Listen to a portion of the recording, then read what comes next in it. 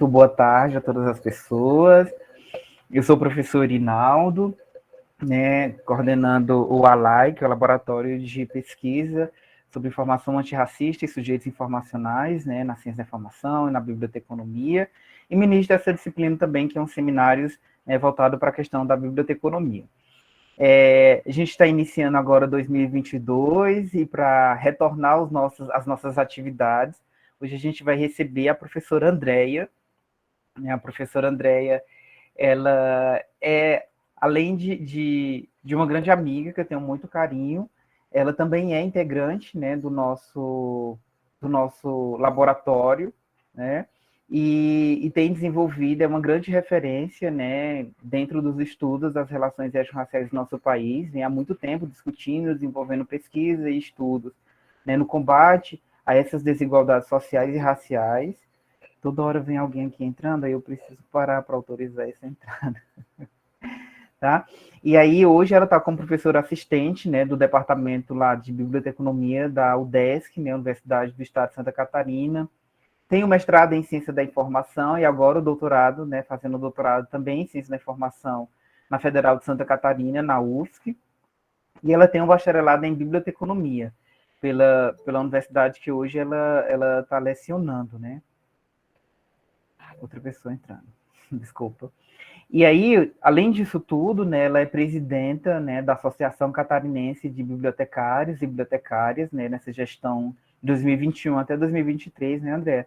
E ela é associada, pesquisadora associada de vários grupos de pesquisa, né, ela está dentro do Núcleo de Estudos Afro-Brasileiros, né, que é o NEAB, da UDESC, está no grupo de pesquisa também voltado para a organização do conhecimento e gestão documental, né, e dentro do ALAI. Só mais um instantinho, a gente entrando. Tá? E aí tem produzido várias pesquisas dentro da área da ciência da informação, com ênfase em biblioteconomia e arquivologia, né, discutindo memória social e étnica, relações étnico-raciais, estudos afro-brasileiros, movimentos sociais dentro da biblioteconomia, ética e política na biblioteconomia, fontes de informação, né, que é o que ela vai falar hoje com a gente, conversar sobre essa discussão de fontes, usuários e usuárias da informação, bibliotecas comunitárias, públicas, escolares, né, tem vasta experiência nessas discussões, e esse mini currículo aqui que eu apresentei para vocês foi extraído lá do currículo Lattes, então, quem tem mais curiosidade, quer conhecer um pouco mais do que a professora Andréa vem discutindo nessa trajetória dela, que é enorme, né, dentro da nossa área, vocês podem entrar no currículo Lattes para acessar. Fico muito feliz, André, por você estar de férias, é um privilégio nosso você estar de férias e aceitar aqui vir conversar com a gente, falar um pouco sobre fontes de informação, né, inclusive para o combate, né, ao racismo, né, você já discutiu na sua pesquisa de mestrado, né, e tem orientado a pessoas, né, ministrado disciplinas com essa discussão, então é muito importante a gente te ouvir, né, e eu fico muito feliz de você ter aceitado esse convite de estar aqui hoje com a gente, iniciando nossas atividades no ano 2022, nos prestigiando com a tua fala. Como eu sempre digo, é sempre bom te ouvir, porque eu aprendo contigo, né? Sempre vou aprender e sempre estarei aqui para te ouvir, né? Que sempre são informações novas e curiosidades que eu pretendo, né, seguir pesquisando. E aqui eu quero dar boa tarde também a todas as pessoas que estão participando, né, algumas pessoas que vêm nos acompanhando desde o ano passado, então sejam todas bem-vindas. Inclusive, tem alunas de TCC que estão discutindo sobre fontes de informação para a igualdade racial que estão aqui, né, que querem te ouvir, querem aprender um pouco contigo. Então, a nossa dinâmica é essa de começar às 14 horas, são 14h10 e finaliza às 16 horas. Então, André, você pode escolher a dinâmica de ir falando e permitir que as pessoas, né, façam algumas interações, ou, né, se você escolher, fala até um determinado momento e deixa o outro para diálogo, você fica à vontade, você pode escolher essa dinâmica. Gratidão por estar aqui com a gente hoje, tá? Vou ficar aqui para te ouvir. Querido Eli, para mim é uma alegria muito grande, amigo, poder estar participando e contribuindo com essa atividade do nosso grupo, do Alaie, né, que eu tenho certeza absoluta que isso, né, deve ter brotado primeiramente de você, essa ideia, é sempre muito bom a gente, né, como docentes, como pessoas pretas, estarmos aí focados, né, nessa formação antirracista, nessa formação que precisa ser desenvolvida, né, dentro da universidade, mas também fora da universidade, ampliando, né, as possibilidades para outras pessoas também que não estão dentro desse contexto que nós estamos, de estarem acessando, né, essas informações, de estarem buscando, né, mais informação e mais conhecimento, né, para poder, de fato, contribuir com esse movimento que a gente vem desenvolvendo há muito tempo, né, que para a gente é muito caro. Quando eu falo que para a gente é muito caro, porque de fato é muito caro falar e se propor, né, e lutar para fomentar uma educação antirracista num país que é estruturalmente racista. Né? Então, eu fico muito feliz, meu amigo, agradeço mais uma vez pela oportunidade. Né? Para mim também é uma alegria muito grande poder estar contigo, poder ouvi-lo, poder, né, mesmo que virtualmente, sentir você. Né? Então, parabenizo pela iniciativa, que essa iniciativa não seja a primeira edição, e sim seja a primeira de muitas, né, para que outras pessoas aí também que não puderem estar conosco hoje ou em outros momentos, né, com outros amigos e colegas que eu também sei que estarão colaborando com esse seu projeto, né, possam estar aí participando e ouvindo a gente, né? Estou vendo aqui pelo chat que tem muita gente, estou muito feliz e surpresa, né, porque eu acho que não apenas eu estou de férias, mas acho que muitos estão de férias, né? Então, estou vendo aqui a presença do nosso querido amigo Bruno Almeida, né, da minha parceira e amiga e referência aqui em Florianópolis, né, Sandra Regina Fontes. Eu digo para ela que ela é referência, ela não acredita, mas ela é uma referência, né, principalmente no espaço onde ela atua, que ela atua dentro da rede municipal de ensino de Florianópolis, né? Então, nós temos uma rede de bibliotecas escolares constituída há muitos anos, e ela é uma das primeiras bibliotecárias e a única bibliotecária negra que faz parte dessa rede, que também fomenta, né, que também incentiva, que também tem essa mesma consciência da gente de buscar sempre estar promovendo a educação antirracista, né? Então, como eu tenho um pouco tempo, até brinquei com ele hoje, pessoal, né, que eu teria 5 horas para falar, porque eu preparei realmente uma apresentação um pouco extensa, né, mas que, de fato, eu não queria deixar de fora informações importantes. Inclusive, vou trazer para o final da minha apresentação aqui alguns trabalhos que foram publicados recentemente, que eu digo recentemente, de 2020 até agora, até 2019 até agora, sobre essa temática, né, que é uma temática que eu venho discutindo muito nas disciplinas que eu ministro aqui na UDESC, né, não somente de fontes, que é uma disciplina que eu ministro desde 2019, quando eu iniciei minha carreira docente aqui na universidade, que, como ele falou, a universidade onde eu me graduei, a universidade onde eu atuo desde 2001, porque mesmo depois de graduada, eu ainda continuei na universidade como pesquisadora associada do Núcleo de Estudos Afro-Brasileiros, contribuindo para essa luta, contribuindo para esses estudos, contribuindo, né, para essa formação. E voltei como docente em 2019, justamente a partir do momento em que o meu curso, o meu departamento, reformulou a matriz curricular e incluiu na grade uma disciplina que chama Relações Étnico-Raciais, que foi por conta dessa disciplina, né, que eu resolvi participar do processo seletivo, já que eu não sou professora efetiva, sou professora substituta, né, e a partir disso eu ministro não só essa disciplina, mas todas as que o Eri falou aqui, outras também, onde eu vou fazendo essa conexão, né, com as temáticas que eu vou trabalhando dentro do contexto das relações étnico-raciais, né? Então, sem mais delongas, eu vou apresentar aqui para vocês. Eu queria que vocês finalizassem se essa apresentação está visível para vocês, por favor, pessoal, né? Porque às vezes eu vou até fechar, eu vou até ampliar aqui para ficar melhor. E aí eu queria que alguém que tivesse com o microfone me avisasse, por gentileza, se estão visualizando a minha apresentação. Sim. Uhum. Sim, perfeito. Obrigada, Sim, Eli. estamos visualizando. Joia, Sim. obrigada, gente. Se ela parar também, eu acho que eu vou pedir para vocês também me sinalizarem, né? Porque eu maximizei minha tela, não estou vendo vocês aqui, nem as informações do chat. Então, como eu propus para ele, né? Então, hoje nós vamos trabalhar as fontes de informação. Desculpa, Andréia. Você vai Oi. ampliar o slide, colocar ele. Eu ampliei já. Não está Hum, ampliado para vocês? ainda não. Estranho. Eu ampliei aqui para Colocar em mim. modo de apresentação. Deixa eu ver, ele está em apresentação já, né? Ativação da apresentação, fixa. Eu até fixei ele aqui, vamos ver ele se... Agora vai, vamos ver. Fixe sua apresentação na tela principal, eu fixei, mas ele não vai. Que estranho. Deixa eu ver se eu faço uma outra coisa aqui. Vou parar a apresentação. Vou ver se eu abro ele em uma guia, se fica melhor. Deixa eu ver aqui uma coisa. Não. Vou ter que fazer ele realmente aqui numa tela inteira, talvez. Eu tenho essa dificuldade, gente, com alguns aparatos tecnológicos. Eu tenho dificuldade, que eu tinha feito até um teste antes para ver se ele aparecia normalmente. Deixa eu fazer aqui uma outra coisa, se vai, em vez de...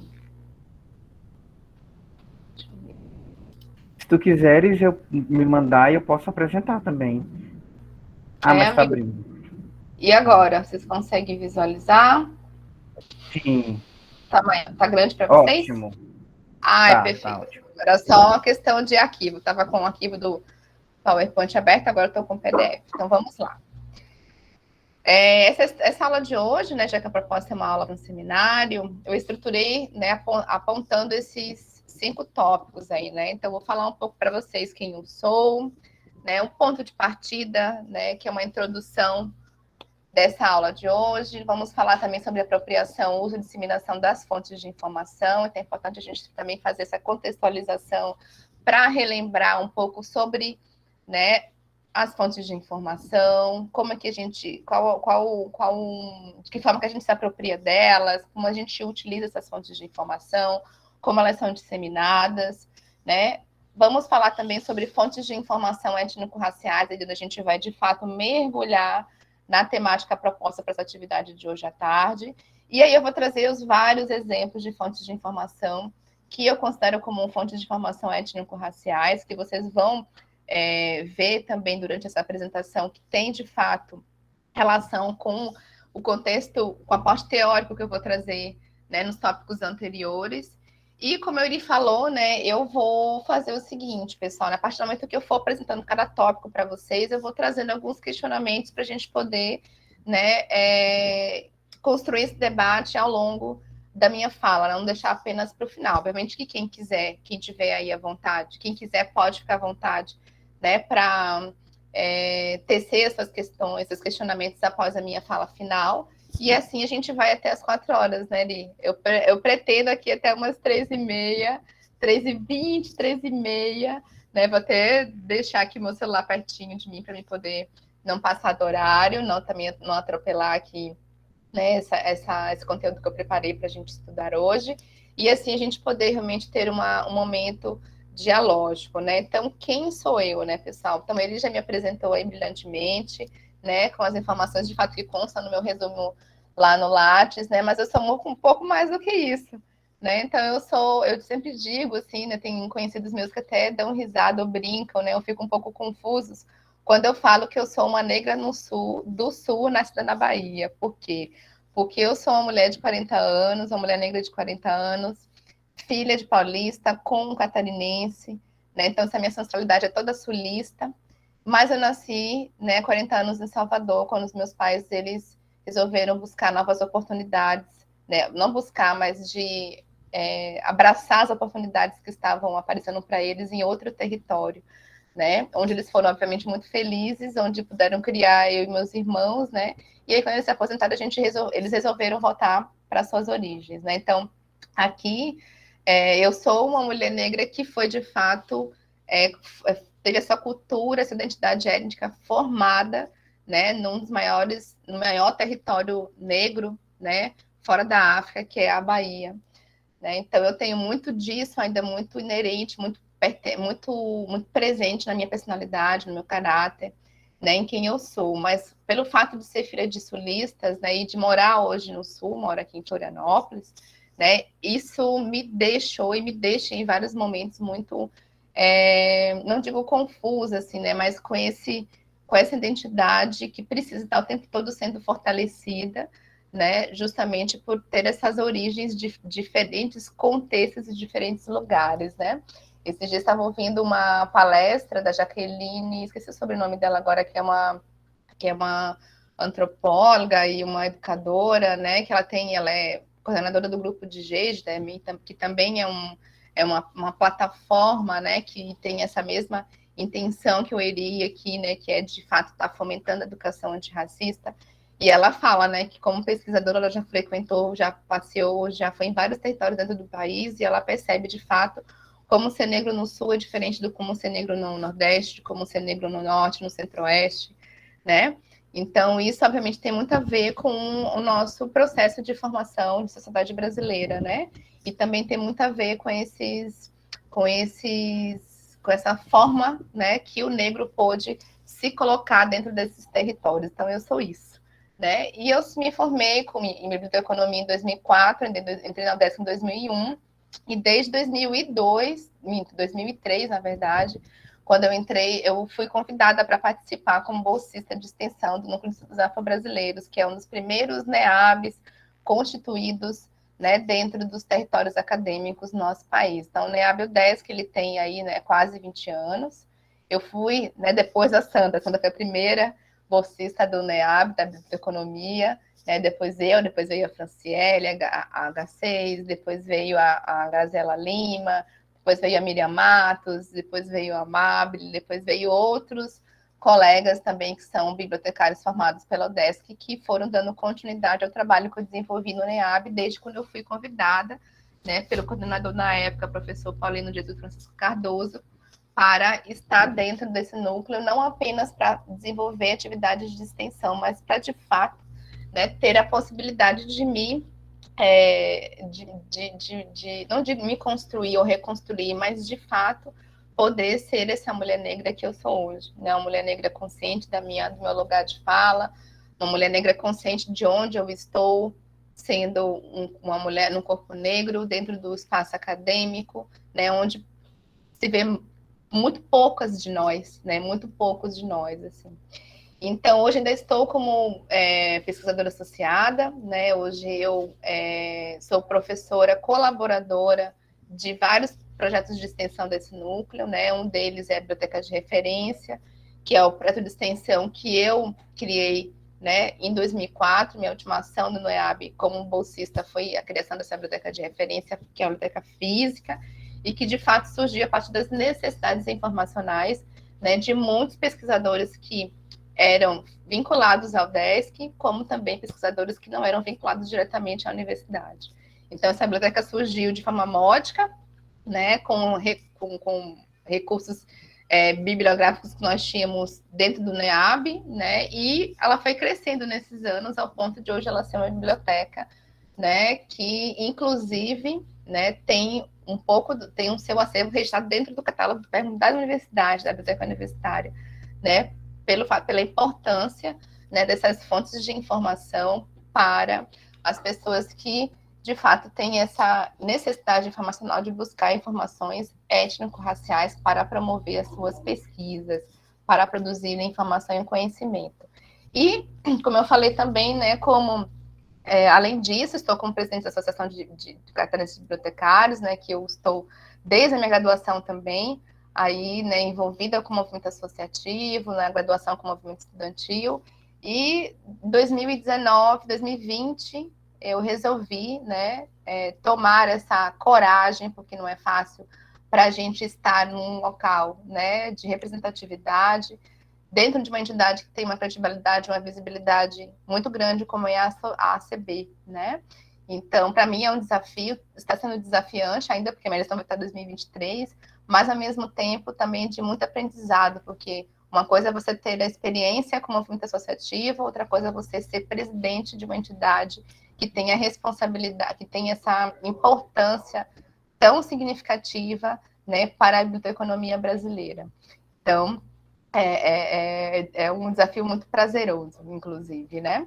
E estou como docente na UDESC desde 2019, né? O meu contrato vai até fevereiro de 2023, né? Estou rezando para que essa disciplina, né, que me trouxe de volta à universidade, ainda permaneça na matriz curricular para que eu possa voltar, né? E ministrar não somente essa disciplina, né, mas também disciplinas que, de fato, eu considero, não que as outras não sejam, mas extremamente relevantes, né, e significativas para a formação de qualquer pessoa bibliotecária. Né? Nós precisamos conhecer os usuários da informação, então eu ministro essa disciplina, né, que eu tenho muito prazer em ministrar, né, ministro fontes de informação, ministro disciplinas na área de gestão também da informação, né, e ministro outras disciplinas, como desenvolvimento de coleções, ação cultural e por aí vai. Então, essas disciplinas de recursos e serviços, né, são disciplinas que eu ministro na UDESC, que me dão muito prazer e que me dão também a oportunidade de trazer esses temas que atravessam, né, aí, que podem atravessar e que de fato atravessam, né, essas disciplinas como a temática das relações étnico-raciais. Então, saindo aqui um pouco de mim, né, a gente parte para o ponto de partida mesmo, onde eu propus trazer para vocês essa reflexão, esse questionamento, né? Por que a gente precisa difundir uma biblioteconomia negra? Então, é necessário que a gente entenda, né, que a compreensão sobre a necessidade da disseminação da informação, né, que aborda as questões étnico-raciais nas universidades, elas pouco ajudaram até o momento, né, para se perceber a sólida contribuição de negros na formação da sociedade brasileira. Então, a gente vê, né, disciplinas que o professor ele ministra na UFG, né, disciplinas que são fomentadas por outros colegas em outras universidades, como a Leide Kleber, que ministra lá na UFBA, né, eu aqui na UDESC, a Franciele, que durante o estágio da ciência ministrou uma disciplina também lá na UFMG, né, a professora Elisângela Gomes, também a Zanza Gomes, que durante a sua trajetória docente na UFMG também trouxe essas disciplinas, essas temáticas dentro da formação do bibliotecário, né? Ainda somos poucos, podemos ser muito mais, já que temos aí um contingente de bibliotecários negros e docentes muito grande, né? Então, há uma necessidade de a gente continuar com essa formação, justamente porque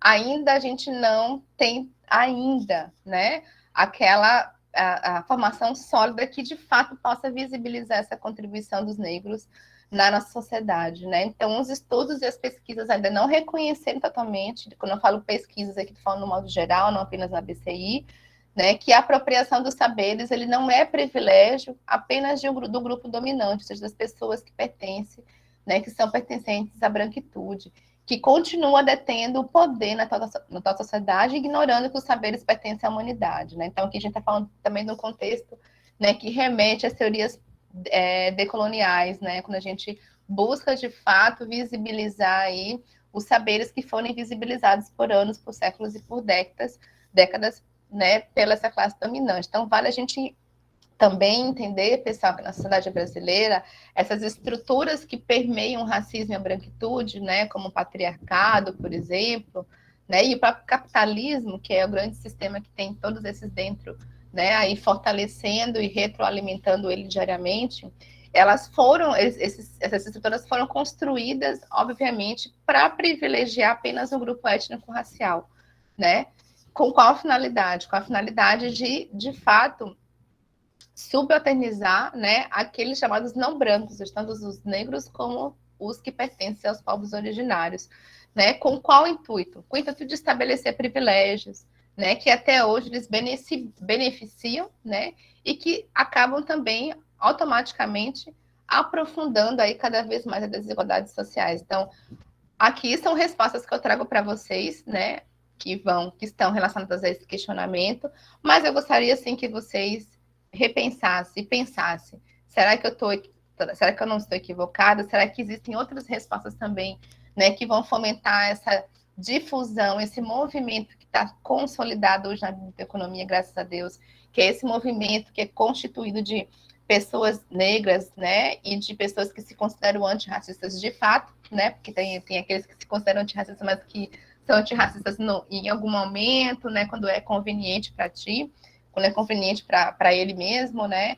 Então, trouxe 3 respostas para vocês aqui, eu quero que vocês pensem, né, se são somente essas 3 respostas, ou se existem outras respostas que vão responder esse questionamento, né? E aí eu quero trazer para vocês o que a gente vê na biblioteconomia e na ciência da informação atualmente, que vai, né, ao encontro também daquela primeira questão que eu trouxe, né? Então, a gente vê hoje na literatura da biblioteconomia, né, que existe um movimento consolidado, que é esse movimento que eu falei agora para vocês, que ele de fato é constituído pelas pessoas que se consideram negras e pelos que se consideram antirracistas. Então, a gente tem aí o coletivo, né, que eu e o professor Rinaldo fazemos, além de outras pessoas que estão aqui, como a Sandra e o Bruno, que eu citei, né, que estão, de fato, interessados e que são pessoas engajadas e que têm essa consciência política, social e étnica racial, né, que vem discutindo sobre a importância, sobre o valor, sobre o uso da informação, né, de todos os grupos específicos, principalmente esses grupos que foram subalternizados por anos a fio. Então, quem são esses grupos específicos? Né? São os grupos constituídos de pessoas negras, de pessoas indígenas, de pessoas que têm algum tipo de necessidade especial, das pessoas que se consideram homossexuais, das mulheres, ou seja, todos esses e outros grupos aqui que de fato estão nesse mesmo contexto de subalternidade ainda, né? Então, em razão desse contexto social que a gente vê hoje, né? Então a gente percebe o quê? Que é necessário, né? Que todos os pesquisadores da BCI, não somente nós que estamos nesse movimento engajado, nesse movimento político, né? Diga-se de passagem, devem se preocupar com a produção e disseminação dessa informação na atualidade. Momento, né, em que a cultura digital ela agrega, que é o que eu vou falar um pouco mais adiante para vocês, quando a gente falar de fontes de informações étnico-raciais, de forma também sutil e velada. A gente está vendo aí, por exemplo, o Big Brother, né? Eu vejo, particularmente, não vejo, ele se tornou um programa tóxico demais para mim, né? Então, quando eu vejo sobre o Big Brother, eu estou vendo lá, porque aparece algum cara que eu sigo, algum perfil que eu sigo que traz algumas discussões que foram apresentadas no episódio anterior do Big Brother, né? Então, esse é um tipo de programa, por exemplo, que passam 3 meses das nossas vidas, né? Ali o tempo todo trazendo informações e o tempo todo difamando e desqualificando a nossa luta, né? Então, de forma, eu não digo nem velada nem sutil, mas de forma muito descarada mesmo, né? Muito descarada é a palavra correta mesmo, né? Não tem nada implícito aí, né? Tá muito bem visível, né? E a gente vê também muitos estereótipos determinados aí, né? Que estão, obviamente, que se referem, né, aos grupos que foram historicamente discriminados pela sua cor, pela sua condição social, né? Além disso, o que a gente também está vendo hoje na BCI, pessoal, né? Que para formar profissionais com consciência crítica e ético-política, né? Que é o que eu desejo muito, que é o que eu venho fazendo desde 2019, dentro da UDESC, dentro do movimento associativo principalmente, também, né? Pensando que o movimento associativo também ele tem essa responsabilidade, tem essa finalidade de formação, né? Assim como também há dentro do contexto acadêmico, né, justamente buscar fomentar, né, essa consciência crítica e política, ético-política que vai despertar nessas pessoas esses contextos que existem aí, né? Então, quais são esses contextos que estão visíveis para a gente? Né, o contexto das desigualdades sociais, da diversidade étnica, né? Nosso país, ele é um país, obviamente, onde a gente não deve fomentar a democracia racial, porque de fato é um mito, mas que é constituído, né, de pessoas de diversos grupos étnicos e grupos étnicos que fomentaram a sociedade brasileira, né, grupos étnicos que contribuíram e que contribuem para a nossa economia, para a nossa política, para a nossa sociedade de diversas maneiras, né?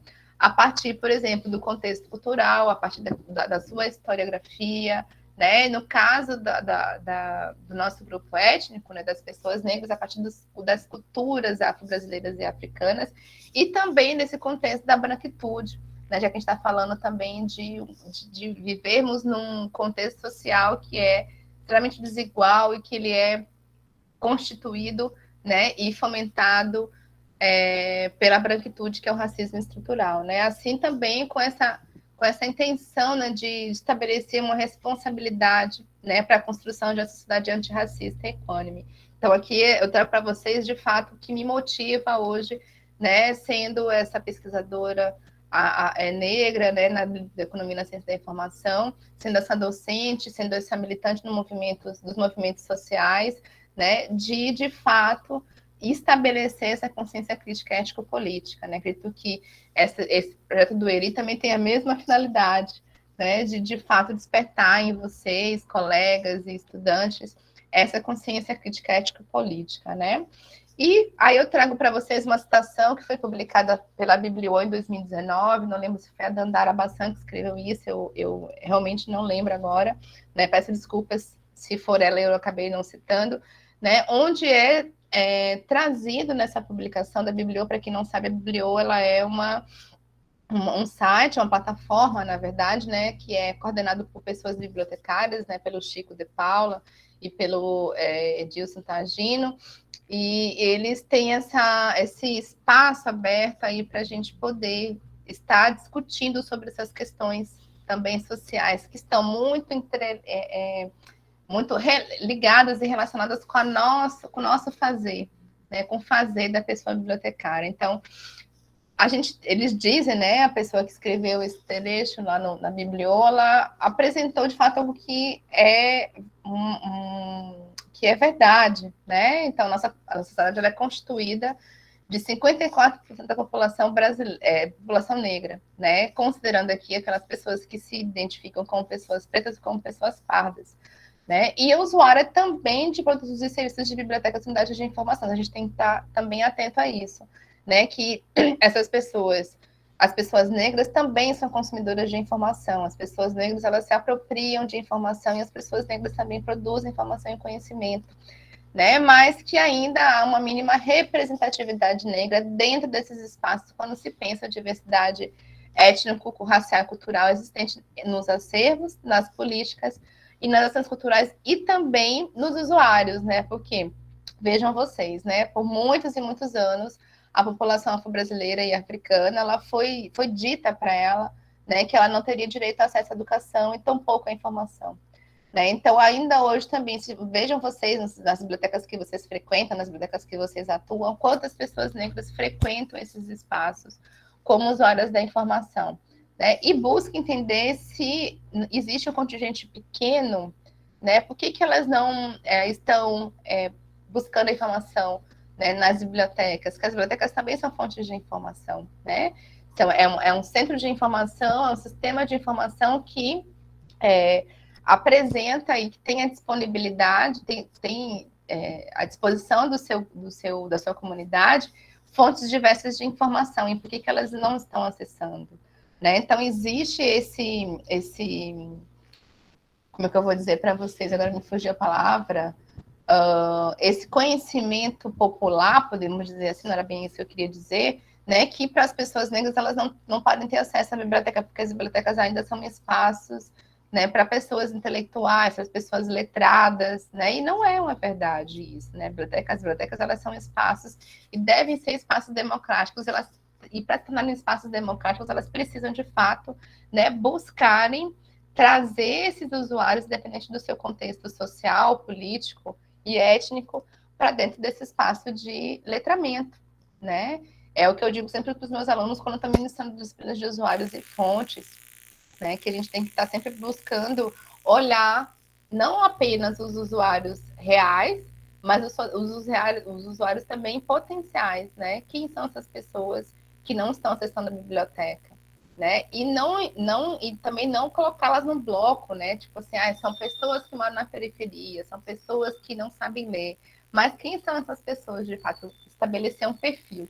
E aí, quando a gente estabelecer um perfil, a gente vai ver, de fato, que a maioria dessas pessoas são pessoas negras que não tiveram acesso à educação, que pararam o seu processo de formação lá no ensino fundamental ou no ensino básico, que por diversos contextos, a gente sabe quais são, principalmente, né, econômicas, tiveram que abandonar os seus estudos. E aí elas acham que não tem condições de acessar esses espaços. Então, se a gente busca, de fato, com pessoas bibliotecárias, né, transformar as bibliotecas e afirmar que as bibliotecas são espaços democráticos, a gente precisa, de fato, democratizar os nossos serviços, os nossos produtos de informação. Então, é necessário pensar esses espaços para a representatividade, né, do nosso país, pois vai ao encontro da missão ético-política da profissão bibliotecária, que também é algo que a gente acaba, às vezes, né, tipo, e aí? Qual é a ética que eu, como pessoa bibliotecária, devo ter dentro do meu espaço de atuação? Independente se você está dentro do contexto de uma biblioteca, se você está dentro de um contexto de formação, ou seja, como pesquisador, fazendo mestrado, doutorado, ou se você está no contexto de docência mesmo, que é o meu contexto. Né? Então, é necessário que a gente realmente nunca se esqueça da nossa missão ético-política, né, e social da pessoa bibliotecária. Né?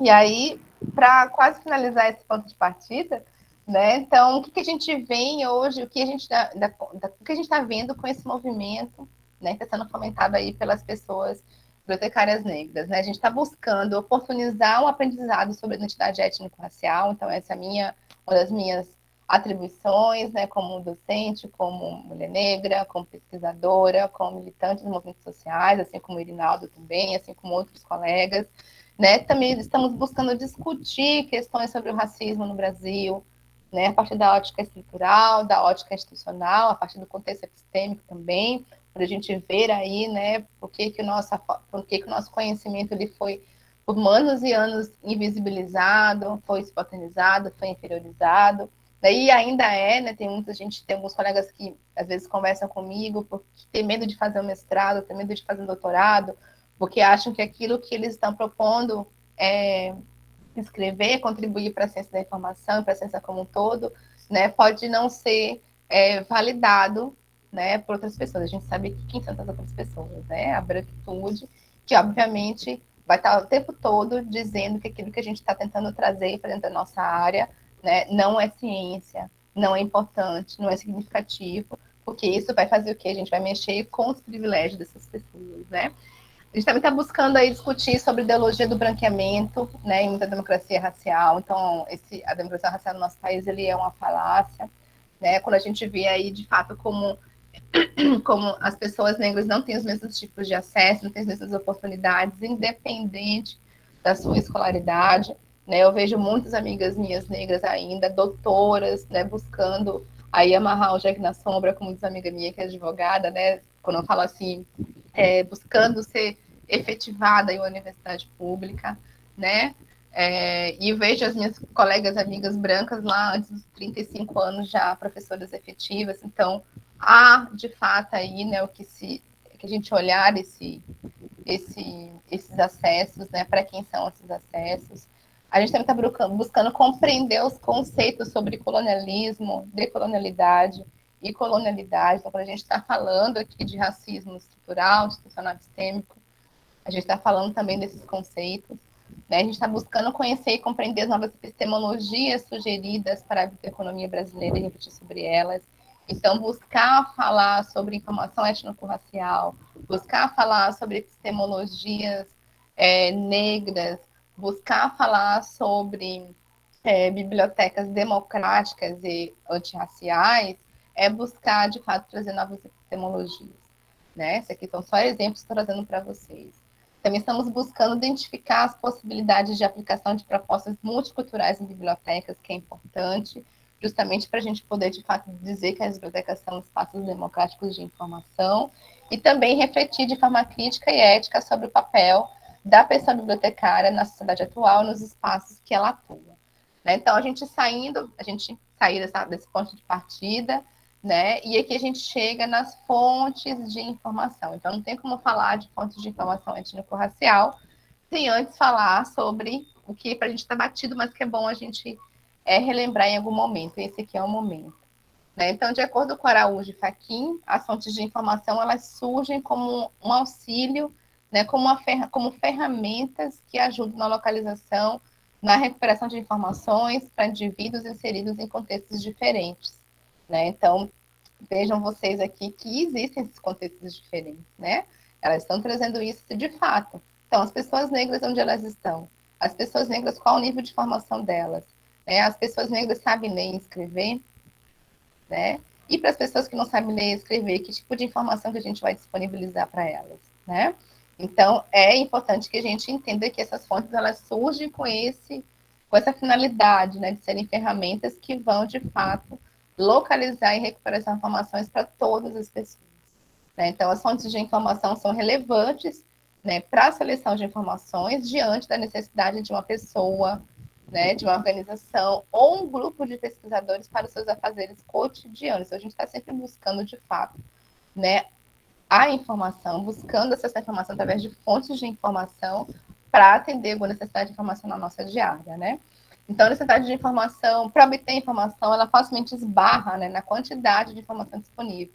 A gente está vendo, a gente vê isso, né, desde a época em que as bibliotecas, elas de fato, né, se tornaram instrumentos que vão, inclusive, fomentar o capitalismo, né, fortalecer o capitalismo. A gente vê isso, inclusive, numa disciplina que é o ministro da Economia da Informação, né, como que a informação, de fato, está fortalecendo ainda mais o capitalismo. Né, a gente vê essas várias redes sociais aí surgindo, né, hoje em dia, enquanto que essas redes sociais, os proprietários lucram muito com isso, com a informação, né, e a gente vê muito isso tanto no contexto eletrônico como no contexto tradicional, no contexto impresso, né? Então, o usuário, quando ele busca a informação, ele encontra dificuldade na seleção e a recuperação dela, justamente pela quantidade. Né? Então, aí que entra o papel da pessoa bibliotecária, que é, de fato, poder facilitar o acesso à informação nesse universo infinito, né, de informações disponíveis. Então, as fontes de informação, elas são parte integral, né, dos serviços de informação que a gente presta para os usuários da informação. Então, é necessário que a gente identifique elas, né, e aí a gente vai falar um pouco mais disso quando a gente está falando sobre serviço de referência, por exemplo, ali, né, que também está disciplina com a ministra aqui no UDESC, a gente vai conhecer os outros passos que o Brugan nos trazem, né, nos traz aí de conversar com o usuário, de buscar entender a necessidade informacional dele, né, identificar as fontes que a gente pode disponibilizar para recuperar essas informações, na apresentação dessas informações, na validação das informações localizadas pelo usuário, né? Então, é muito importante que a gente também entenda o quanto que elas são parte integral desses serviços que a gente está proporcionando para os nossos usuários, né? Então, a partir daí, desse entendimento, né, é possível que a gente perceba as narrativas africanas, afro-brasileiras e indígenas como fontes de informação também. Né? Então, essas fontes de informação étnicas, né, elas também são fontes que devem ser validadas e que devem ser conhecidas pelas pessoas bibliotecárias que estão atuando dentro das bibliotecas, que estão atuando dentro das universidades, que estão pesquisando informações. Né? Independente da sua temática de pesquisa, da sua abordagem de pesquisa. Né? Por quê, gente? Porque muitas dessas informações, né, elas estão em outros formatos também. Né? Então, a gente vê aí o quanto que esses grupos étnicos, por exemplo, têm, né, a oralidade como a sua principal fonte de informação. E a gente sabe trabalhar com isso. E a gente sabe trabalhar com a oralidade, né? A gente também precisa trabalhar com a oralidade, a gente precisa fortalecer essas informações justamente para que a gente possa visibilizar as informações que estão ligadas, que estão intrinsecamente relacionadas com os aspectos culturais e históricos dessas comunidades, desses grupos, né, étnicos. Por quê? Porque a gente também precisa informar esses usos e costumes, a gente precisa valorizar esses valores morais, a gente precisa valorizar essas crenças, a gente precisa conhecer mais do que esses grupos étnicos têm para apresentar para a gente que não estão dentro de um livro, de um artigo científico, das fontes principais e tradicionais de informação que a pessoa bibliotecária trabalha, né? Então, é importante que a gente tenha esse conhecimento que existem essas narrativas, né, que precisam ser também trabalhadas pelas pessoas bibliotecárias, né? Então, eu fiz aqui também, voltando nesse mesmo contexto do Remember aqui, né, os tipos de fontes de informação. Então, vocês conhecem quais são as tipologias, né, como elas são classificadas, aliás. Então, elas são classificadas em fontes primárias, em fontes terciárias, secundárias e terciárias, né? As fontes primárias são essas que, né, que são diretamente de fontes e não podem ser adulteradas. As fontes secundárias, elas contêm informações sobre documentos primários, que são arranjados segundo um plano definitivo. Elas surgem para facilitar o uso do conhecimento de espécie nas fontes primárias, né? E elas também apresentam informação mais filtrada e mais organizada. E já as terciárias, elas ajudam o leitor na pesquisa de fontes primárias nas fontes secundárias, né? E atuam como sinalizadores de localização, como os catálogos, por exemplo, né? E os indicadores sobre os documentos primários e secundários, além da informação factual. Aqui, pessoal, a gente chega nas fontes de informação da web, né? Trouxe aqui elas, em vez de trazer as tradicionais, né? Justamente porque a gente está nesse métier, nesse contexto, nessa conjuntura aí, né? Onde a informação eletrônica, ela chega para a gente de forma muito mais rápida, né? De forma muito mais mutável que as fontes de informações registradas de forma tradicional, né? Então, aqui eu trouxe alguns trechos, inclusive, que eu extraí da pesquisa que a Lady Klebia fez com a professora Miriam de Aquino lá em 2015, se eu não me engano, né, onde elas falam de fontes de informação na web, onde elas estão buscando conhecer quais são as fontes de informação na web que um coletivo de mulheres negras da Paraíba, né, utiliza, usa, se apropria, né, e elas trazem para a gente esses olhares aí, né, elas trazem, por exemplo, através do olhar da Campelo, né, que os modelos ou parâmetros adotados pelas fontes de informação disponíveis, elas vêm sendo modificadas, elas vêm sendo ampliadas, elas vêm sendo diversificadas, tornando-se cada vez mais eficientes, mais rápidas e abrangentes, vencendo barreiras geográficas, hierárquicas e financeiras, né? E aí eu vou dar um stop aqui, porque eu quero voltar aqui para o chat, para ouvir isso de vocês, né? Para ouvir, não sei se alguém está colocando, se manifestando aqui. Eu queria que vocês dissessem, né, para mim, se essa visão que elas trazem para a gente, se é a mesma visão de vocês, né? Se é essa visão onde a informação eletrônica ela é mais eficiente, ela é mais rápida, e se ela é mais, se ela vem de fato rompendo algumas barreiras, né? Sejam barreiras geográficas, sejam barreiras hierárquicas, sejam barreiras financeiras. Podem colocar no chat aqui, tá, pessoal? Vou parar um pouquinho de falar agora que eu tô ficando rouca.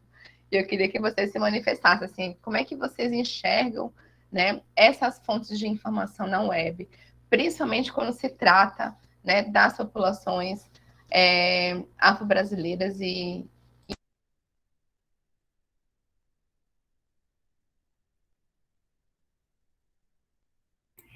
Andréa? Oi, eu não posso, Oi, eu tô Sônia, procurando. pode falar, querida, fica à vontade. Eu vou ter que citar vocês, né, e o congresso que a RB fez, né, porque, principalmente agora, era uma dificuldade para sair, né, e os assuntos que foram colocados ali foram muito importantes e pertinentes, então eu acho que, por um lado, foi difícil essa a gente não poder sair por causa da pandemia e tudo mais, mas a gente foi muito rico as informações que as discussões levantadas a partir de encontros virtuais, né? Eu acho que valeu muito a pena isso, né? Também concordo contigo, Sônia. Nós estamos vivendo num contexto que não é bom, obviamente, todo mundo queria estar vivendo na normalidade, padrão aqui, né? Mas essa pandemia nos trouxe essa possibilidade mesmo, né, de estarmos juntos de uma forma ou de outra, de estarmos discutindo, difundindo várias informações, compartilhando fontes de informações diversas entre um e o outro, né? E eu também considero isso como um positivo, né? Também tenho essa mesma percepção que você, Sônia, né? De que essas fontes de informação, porque, por exemplo, essa aula está disponível no canal da Laie, né? O YouTube, por exemplo, ele é uma fonte de informação, isso é inegável. Quando a gente quer alguma fonte, alguma informação, algum vídeo, né, de alguma pessoa que a gente curta, a gente vai lá, a gente vai buscar informação, a gente vai ouvir aquela pessoa e a gente vai pegar aquela informação, a gente vai compartilhar com outras pessoas. Eu, por exemplo, em algumas disciplinas eu utilizo muitos vídeos, né, em uma aula ou outra de 20 minutos para discutir com os meus alunos, para poder de fato, está criando ali um contexto dialógico e está fomentando o pensamento crítico com eles a partir daquilo que a gente está visualizando, né? E é uma fonte de informação na web que a gente encontra hoje com muita facilidade, né? E por ela ser uma fonte de informação gratuita, até um determinado momento, né, essa plataforma nos possibilita, de fato, com que as pessoas acessem tudo o que elas desejam, mas tem também um porém, como tudo tem na internet, né? A gente sempre precisa filtrar essas informações, a gente também precisa, de fato, encontrar uma informação que seja fidedigna, que seja verdadeira, que, de fato, vai contribuir com o nosso processo de formação continuada, que vai contribuir com o nosso processo de produção do conhecimento, né? Então, elas são, de fato, né, como disse a Sônia, né, fontes de informação que vão, de fato, ultrapassar barreiras, né, geográficas, que vai ultrapassar barreiras econômicas, inclusive, né, e são fontes de informação que são, de fato, hoje, extremamente mais utilizadas, independente da faixa etária da pessoa, do sujeito informacional, né, do que uma forma de informação tradicional, impressa, principalmente, né? Vou ler aqui que o Eduardo está colocando, né? Que ela disse que no contexto pandêmico facilitou a vida de muitos o acesso à informação devido à tecnologia. Entretanto, a pandemia ressaltou as desigualdades sociais que implicam para alguns grupos sociais sofreram maior impacto. De fato, Eduardo, a gente tem que lembrar, né, que muitas pessoas que não têm acesso à informação eletrônica através da impossibilidade, né, de terem a internet de boa qualidade, um computador, né, que possa, de fato, possibilitar com que ela acesse a internet, né, isso vai, de fato, também, é um fato que não pode ser desvalidado, né, eu digo isso também, acho que o professor também deve ter passado por esse mesmo contexto. Aqui na UDESC, quando a gente começou com as aulas remotas em 2020, né, muitos dos meus alunos trancaram o curso, né, trancaram as disciplinas, por não terem computadores em casa, por não terem internet de boa qualidade em casa. A universidade ela demorou um tempo, acho que uns 3, 4 meses, para perceber, né, que existiam alunos em contexto de vulnerabilidade social e alunos que não estavam tendo condições de dar continuidade aos seus estudos pelo fato de não ter computador em casa, né? Então, assim, o NEAB e outros grupos de pesquisa, né, assim como alguns departamentos, também o nosso foi um deles, né, pressionamos a universidade de uma forma ou de outra para ficarem atentas a essa realidade, né, porque muitos alunos estavam, de fato, deixando de estudar, né, e a universidade, como a universidade pública, também tem suas responsabilidades com seus acadêmicos, com seus alunos, né, então a universidade lançou uma instrução normativa, né, que modificou alguns dispositivos da resolução que a resolução 050, né, que fez com que a gente voltasse, que servisse como diretriz para a gente poder dar continuidade nas suas atividades pedagógicas, né, e alguns dos meus alunos conseguiram aí ter acesso ao computador, então alguns computadores da universidade foram emprestados por alguns alunos, né, que requisitaram esse equipamento, né, e a universidade também, até hoje, ainda deposita mensalmente um valor X, né, na conta dos alunos cadastrados, né, para receberem, para poderem pagar uma internet banda larga, né. Então, essas foram as 2 medidas emergenciais que a UDESC providenciou, mas que, obviamente, nem todos, infelizmente, os alunos tiveram condições de até mesmo acessarem esses recursos, né. Então, o que a Eduarda colocou aqui, de fato, é significativo, porque isso nos afeta diretamente, né? E quando eu falo que os meus alunos que não foram trancar as disciplinas, a maioria são alunos negros, né? A maioria são alunos, ou alunos que não são negros, mas alunos que vivem na periferia, né, das cidades daqui de Florianópolis, das cidades da Grande Florianópolis e de outros municípios também próximos, né? Então, é uma realidade, né, quando a gente fala de educação, que, de fato, fez com que a gente visse, né, com mais nitidez o quanto que a educação no nosso país, ela também não é democrática, né? Tanto no contexto do ensino superior, como também no contexto do ensino fundamental, né? Aqui tem outras questões também, né? A Giovana também está colocando que o lado negativo é que os discursos de ódio disseminam rápido. Isso é verdade, Giovana, né? Então, essas fontes de informação na web, a gente também vê o quanto que isso também está trazendo outros aspectos negativos, né? E quanto que isso também está minando demais a nossa sanidade mental, né, minando demais o nosso amor próprio, digo, principalmente das pessoas pretas, né? Então, vejam vocês como as fontes de informação são extremamente importantes para o sujeito, né? Aqui tem umas questões que eu acho que são mais ligadas aqui ao contexto da aula de hoje, né? Vão estar perguntando aqui, acho que diretamente para o Eri. Então, eu vou voltar aqui, pessoal, né, para a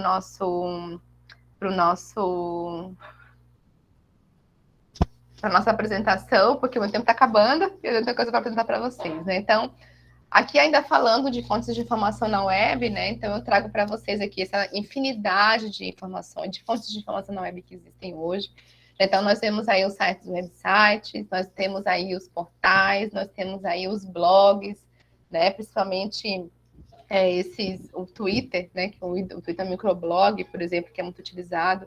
Eu não tenho condições psíquicas para ter mais uma rede social, mas o Twitter também é uma fonte de informação consumida, né, por muita gente. Nós temos aí o YouTube, nós temos as redes sociais, eu coloquei o YouTube aqui, mas o YouTube também é uma rede social, assim como o Instagram, assim como o Facebook, assim como o LinkedIn, dentre outras, né? Então, essas redes sociais, pelos meus estudos, são as redes sociais, são as fontes de informação mais consumidas hoje, tanto pela população, né, dependente do contexto social onde ela esteja inserida, né, se são as pessoas que estão na periferia, se são as pessoas que estão dentro dos grandes centros, né, se são as pessoas que estão dentro dos espaços acadêmicos, né, mas a gente consome muito as redes sociais, né. E aí a gente chega aqui a outro bloco dessa minha aula de hoje, onde eu vou falar sobre a apropriação, o uso e a disseminação das fontes de informação, né. Então, a partir da visão do Chartier, né? Então, o que é apropriação? O que é se apropriar, né? Então, apropriar-se é transformar o que se recebe em algo próprio, é produzir um ato de diferenciação que se contrapõe a qualquer tentativa rígida ou imposta, é uma atividade de invenção, produção de significados, né? Então, a apropriação, ela remete à forma como a gente lê, à forma como a gente interpreta a informação que a gente está consumindo, se apropriando, né? Como a gente compreende essas informações que estão em fontes de informação, sejam elas orais, sejam elas escritas, sejam elas digitais, né? E que essas informações vão, de fato, fomentar a nossa produção da informação do conhecimento. Então, o uso das fontes de informação, ela ocorre, né, a partir do momento em que o usuário, que é aquele ser que está ali aprendendo a se apropriar da informação, ou que já tem esse conhecimento, ele toma para si a informação, ele lê a informação e ele interpreta. Então, ele é capaz de atribuir sentidos, de gerar conhecimento e também de modificar as estruturas do pensamento. Então, diante desse contexto, vejam vocês o quanto que, de fato, né, sermos pessoas bibliotecárias, né, que vão oferecer serviços de informação, né, o quanto que a gente tem que estar atento e consciente que essa informação ela vai influenciar ou positivamente ou negativamente no ser, no indivíduo, né? Então, é muito importante que a gente realmente tenha essa atenção assim, no comportamento informacional do usuário, né? Se atente a isso, porque isso também vai dizer para o usuário até que ponto os nossos serviços, os nossos produtos de informação são, de fato, relevantes para ele, né? Se o trabalho que a gente desenvolve dentro de uma biblioteca, se é importante, se é relevante para ele, né? Então, é a partir desses valores, os valores que eles vão dar, né, para esses nossos serviços e produtos, eles vão surgir a partir desse processo de apropriação da informação, de uso dessa informação e da forma como ele vai modificar as estruturas do seu pensamento. Então, a partir do que o Mohan diz para a gente, né, essa apropriação é uma necessidade de uma reforma do pensamento, que vai, de fato, também influenciar na reforma do ensino. Então, com base nesse argumento, é importante que a gente entenda e reafirme, né, o quanto que há uma importância da apropriação das fontes de informação por parte dos usuários da informação. E aqui a gente chega, né, dentro da nossa temática principal dessa aula de hoje, né? Então, as fontes de informação étnico-raciais. Vou trazer para vocês alguns conceitos, que não bastam apenas eu trazer para vocês exemplos, mas também trazer os conceitos que os meus colegas da Bioeconomia da Ciência da Informação vêm trazendo para a gente a respeito dessa tipologia de fonte de informação.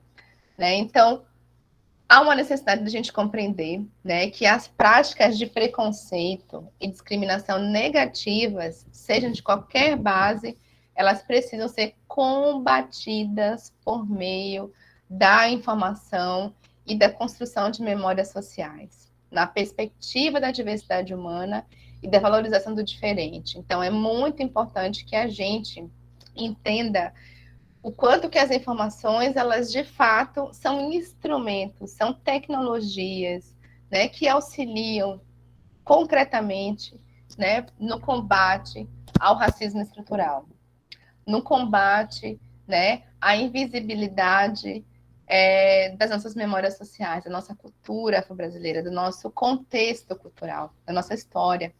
Né? Vejo, inclusive, que as informações, né, que o uso, a busca, o consumo e o uso das informações, elas também são tecnologias que vão permitir com que os indivíduos entendam que são diferentes, né, e que aprendam com essas diferenças. Então, quando a gente fala de fontes de informação étnico-raciais, a gente está tentando, de fato, trazer essas informações que vão dizer para o nosso colega, que vão dizer para aqueles que estão próximos, mais próximos da gente, né, o quanto que buscar informação que traga, né, a cultura, que traga a história real das populações afro-brasileiras, né, vão, de fato, e eu acredito muito, né, contribuir para o combate do racismo estrutural. Né, porque muitas pessoas não conhecem a sua própria história, como é o caso daquela guria lá do Big Brother, né, que falou que disse lá, eu também estou, assim, tipo, querendo colocar ela no paredão já de cara, né, porque ela foi mais uma vítima desse processo escravocrata que invisibilizou o nosso saberes, a nossa história, né? Ela não teve letramento social, que é o que vocês estão tendo nesse momento, participando desse projeto do professor Inaldo, né? E aí a gente precisa fazer o quê? De fato, apresentar para essas pessoas, assim, como essa Big Brother, né? Essa brother aí, que não teve acesso às informações étnico-raciais, que não teve acesso à verdadeira história do seu grupo étnico, né?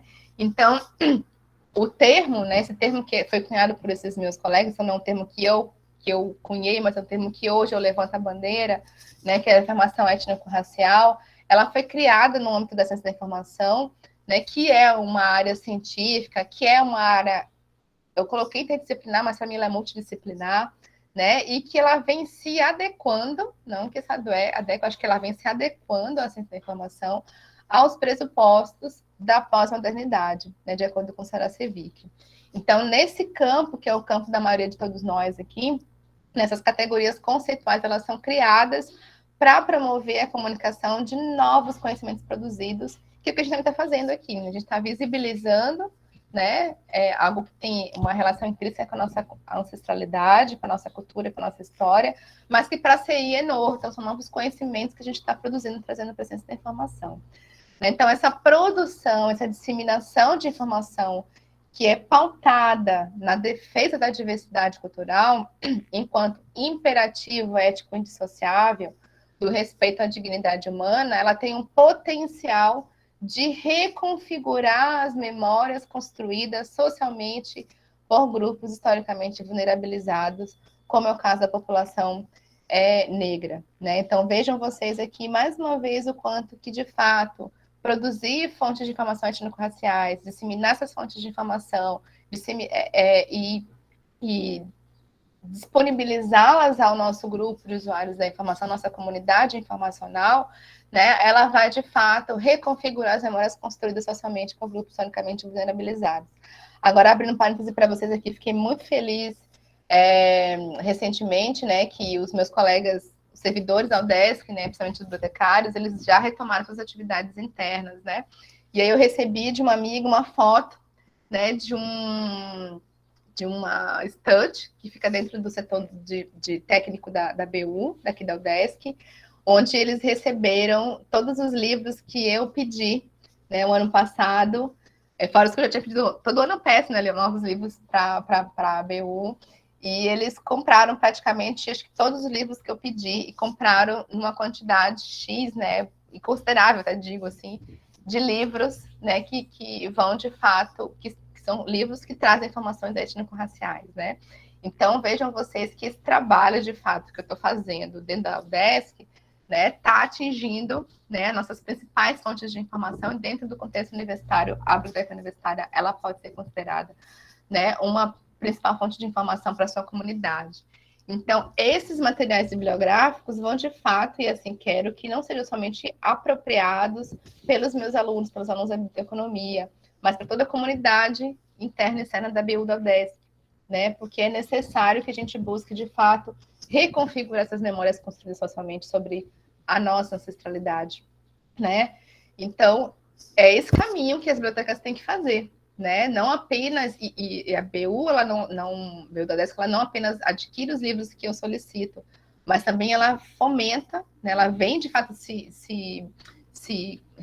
ressignificando no sentido de trazer novos debates, de fato, que estão relacionados à formação da comunidade que ela atende, né?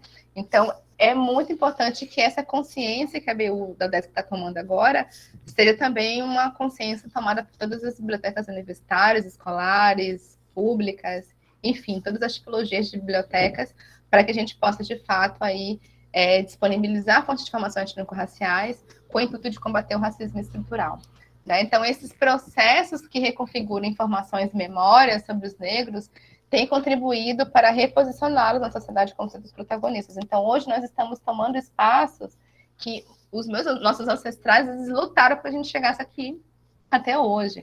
Ainda não somos a maioria, ainda não somos a metade desse contexto, mas estamos chegando lá. E isso é extremamente significativo, né?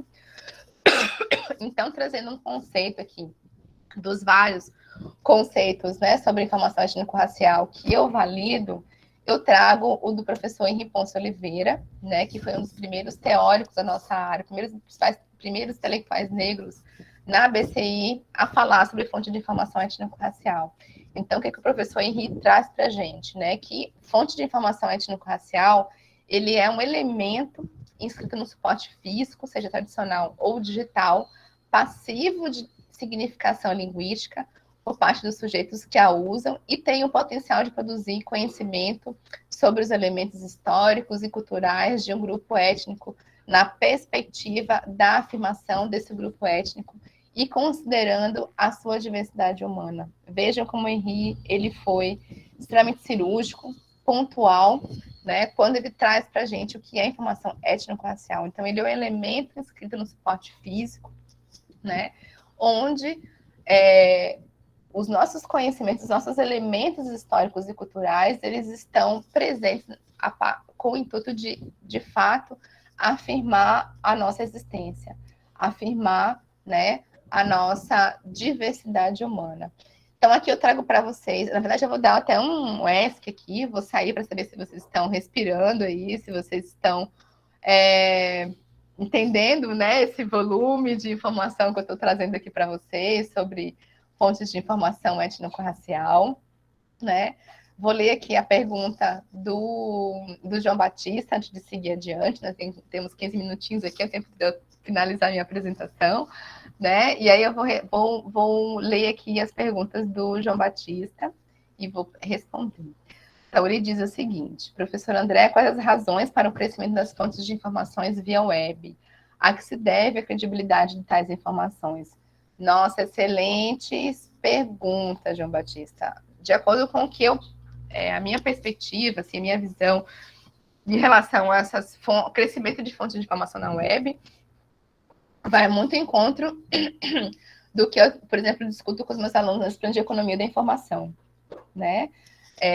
As empresas, ali durante o período do final, no final dos anos 80 até o final dos anos 90, quando de fato se consolidou a economia da informação, elas perceberam quanto que os indivíduos eles são consumidores de informação, né?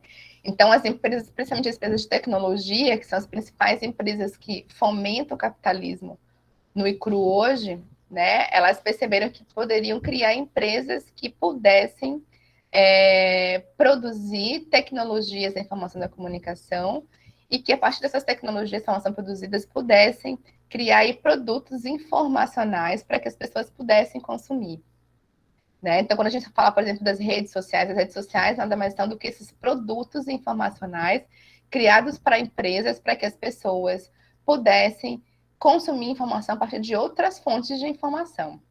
Né? Então, a gente vê aí o Facebook, né, sendo uma das principais empresas ricas do mundo, né, milionárias até, né? Então, Mark Zuckerberg, ele é um dos caras mais ricos do mundo, né? E é um cara que criou uma rede social, que nada mais é do que uma tecnologia da informação para as pessoas criarem novos hábitos de consumo da informação e consumindo essas informações, né? E aí, atrás do Mark Zuckerberg, vieram outros caras, vieram os caras que criaram o YouTube, no caso o Gmail, né? Que o Gmail é essa empresa, o Google, na verdade, né? Que tem o Gmail, que tem o YouTube, tem outros produtos, tecnologia, outros recursos informacionais ali, daí que a gente acaba consumindo também, e consequentemente, eu acredito muito que são fontes de informação que não cessarão, né? Elas vão permanecer por muitos e muitos anos ainda dentro desse contexto do capitalismo nu e cru, selvagem, né? E também, além dessas redes sociais, aí, né, vem outras fontes de informação também que a gente não deixa de consumir.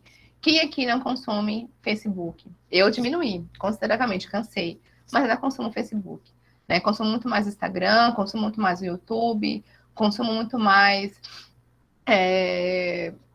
vamos dizer, o LinkedIn, por exemplo, né? Mas são fontes de informação que estão dentro do contexto eletrônico, né? Que estão na web aí, né? E o que deve a credibilidade dessas informações? Eu acho que, olha, João, eu acho que o que credibiliza muito essas fontes de informação, por exemplo, são os próprios sujeitos. Né? Quando a gente vê, por exemplo, como eu falei do grupo de Gege, né? A Jaqueline, ela criou um portal, né? Onde ela tem ali vários cursos que são disponíveis para qualquer um que possa consumir gratuitamente ou pagando para consumir aqueles produtos informacionais que ela disponibiliza ali, né? Então, o fato dela ser uma mulher negra que tem uma formação acadêmica, né? Porque ela da educação, já foi para antropologia, né? Dialoga com a psicanálise e faz doutorado nessa área também hoje. Ela é uma pessoa, pelo fato dela de estar onde ela está, né? De ser quem ela é, de trazer informações científicas, isso credibiliza o trabalho dela. A gente vê, por exemplo, o professor Silvio Almeida, né? Que criou também um canal no YouTube, né? Onde ele também convida pessoas, né, que estão na mídia, pessoas que são reconhecidas pelas sociedades, pela nossa população, né, são pessoas que são... Isso vai credibilizando o trabalho do professor Silvio Almeida. A gente vê os podcasts, por exemplo, que são exemplos de fontes de informação também que eu vou trazer mais adiante para vocês, já, né, onde a gente vê, por exemplo, o Mano Brown, que é uma pessoa respeitadíssima na música brasileira, né, que contribui significativamente, né, para a música brasileira e principalmente aí por fazer parte de um grupo musical que deu voz à periferia, que deu voz ao povo negro, né, que tem uns podcasts mais consumidos hoje em dia, né, e a gente vê outros surgindo por aí, né, então eu acho que essas são as respostas que eu tenho para suas perguntas, Joana, que credibiliza essas informações são de fato, né, o que são essas pessoas e o que essas informações que elas trazem, né, e o que fomenta esse crescimento exponencial de fonte de informação na web é o próprio capitalismo, né. Pode falar, João. Professora, boa tarde a todos. Professora, você é uma pessoa que tem um grande, né, um nível, né, de cultura, de conhecimento. Então, você não consome, você seleciona, você questiona, você busca.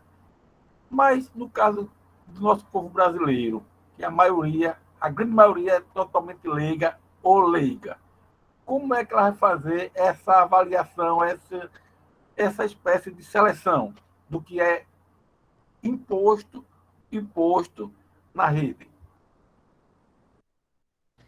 Perfeita pergunta, João. Mais uma pergunta, né? Eu considero como algo desafiador para a gente, né? Não digo para apenas pessoas que estão dentro do contexto da economia da ciência da informação, mas nós que temos esse conhecimento de como filtrar essas informações, né? Vivemos isso desde 2018, quando a gente percebeu que havia um movimento de produção das fake news, né?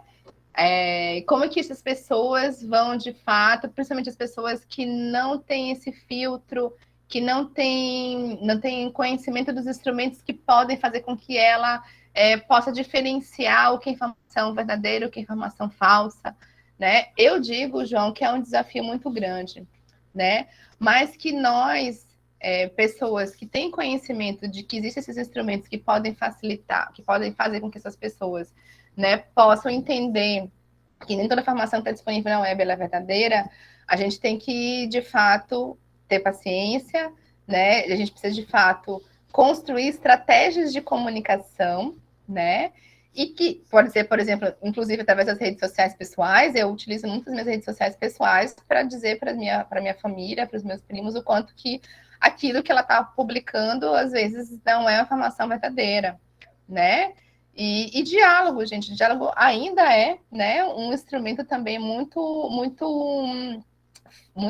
significativo para a gente poder, de fato, ensinar aquela pessoa, né, a consumir uma informação que seja verdadeira, né? E esse diálogo tem que ser embasado, né, por conhecimentos científicos que foram realmente construídos a partir de estudos que vão dizer, ó, fulaninho, né, o teu grupo do WhatsApp, ele é um grupo do WhatsApp que fomenta fake news, e como é que eu sei que é fake news? Porque essas fontes não têm, essas informações não têm uma fonte de informação fidedigna, né? Então, por exemplo, quando a gente viu aí na morte da Marielle, né, uns 3 anos atrás, né, fotos dela dizendo que ela tinha relação com tráfico, dizendo que ela tinha relação com traficantes, né, que de fato estavam contribuindo, né, para o tráfico no nosso país, etc. e tal, muitas dessas fotos não tinham uma fonte de fato dizendo, não, essa foto veio de fonte tal,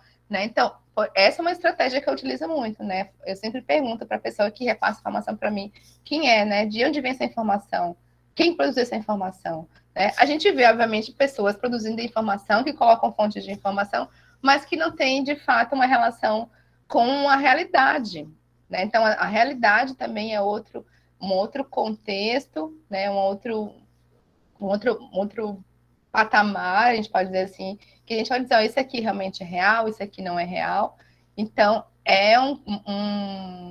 nós estamos vivendo, João Batista, de fato, uma conjuntura muito delicada, né? Quando se trata de informação, quando se trata de disponibilização da informação, quando se trata de disponibilidade de informação, principalmente, né, nos meios tecnológicos, né, através da internet. Gente, são 15h24, eu vou dar uma adiantada aqui, mas podem ficar à vontade, tá? Vocês podem já jogar seus questionamentos aqui no chat, e quando acabar, né, eu vou voltar aqui para a gente poder discutir mais, né? Tá um papo muito bom mesmo.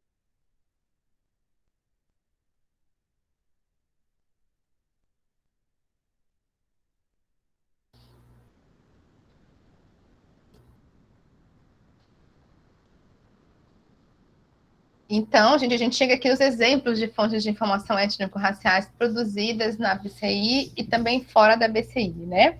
Então, assim, o que a gente vê muito abordado dentro da nossa área, quando a gente fala de fontes de informação étnico-raciais, são esses temas aqui que eu deixei soltos, né, e que eu vejo que está sendo muito produzido na nossa área, né? Então, a gente vê hoje muitos artigos, teses, TCCs, dissertações, né, que abordam a branquitude na biblioteconomia da ciência da informação, a educação das relações étnico-raciais nas bibliotecas, nas organizações, nas unidades de informação, a Lei Federal de 1939 e sua inclusão na pauta e na prática bibliotecária, a história e a cultura africana e afro-brasileiras nas bibliotecas, arquivos e também museus, né? Inovação, tecnologia, questão étnico-racial em organizações, bibliotecas e unidades de informação, mídias sociais, né, e a promoção do conhecimento das questões étnico-raciais, saúde da população negra e a prática bibliotecária, a literatura africana, afro-brasileira, indígena, LGBTQI+, nas bibliotecas e unidades de informação, e uma infinidade. Então, vejam vocês o quanto que esse movimento consolidado que eu falei lá no início da minha fala, né, que obviamente ele está sendo capitaneado, né, por pessoas bibliotecárias negros e negras, né, e também que fazem parte da comunidade LGBTQI+, essas temáticas. Então, a gente vê um movimento positivo, crescente, e um movimento que eu não vejo que vai terminar. Ele teve começo e ele não vai ter fim, né? Porque a gente também está seguindo muito uma onda, né, onde a biblioteconomia está começando, de fato, a enxergar essas demandas sociais, né?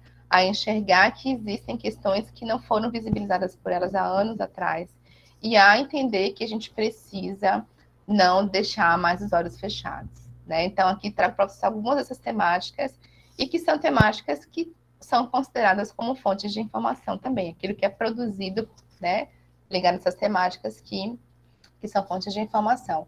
Aqui eu trago para vocês, né, primeiramente, esse trabalho da professora Lady Kleber, da professora Miriam de Aquino, né, que também me ajudou a contribuir para essa minha aula de hoje, né, que chama-se Fontes de Informação na Web, Apropriação, Uso e Disseminação da Informação Étnico-Racial no Movimento Negro da Paraíba.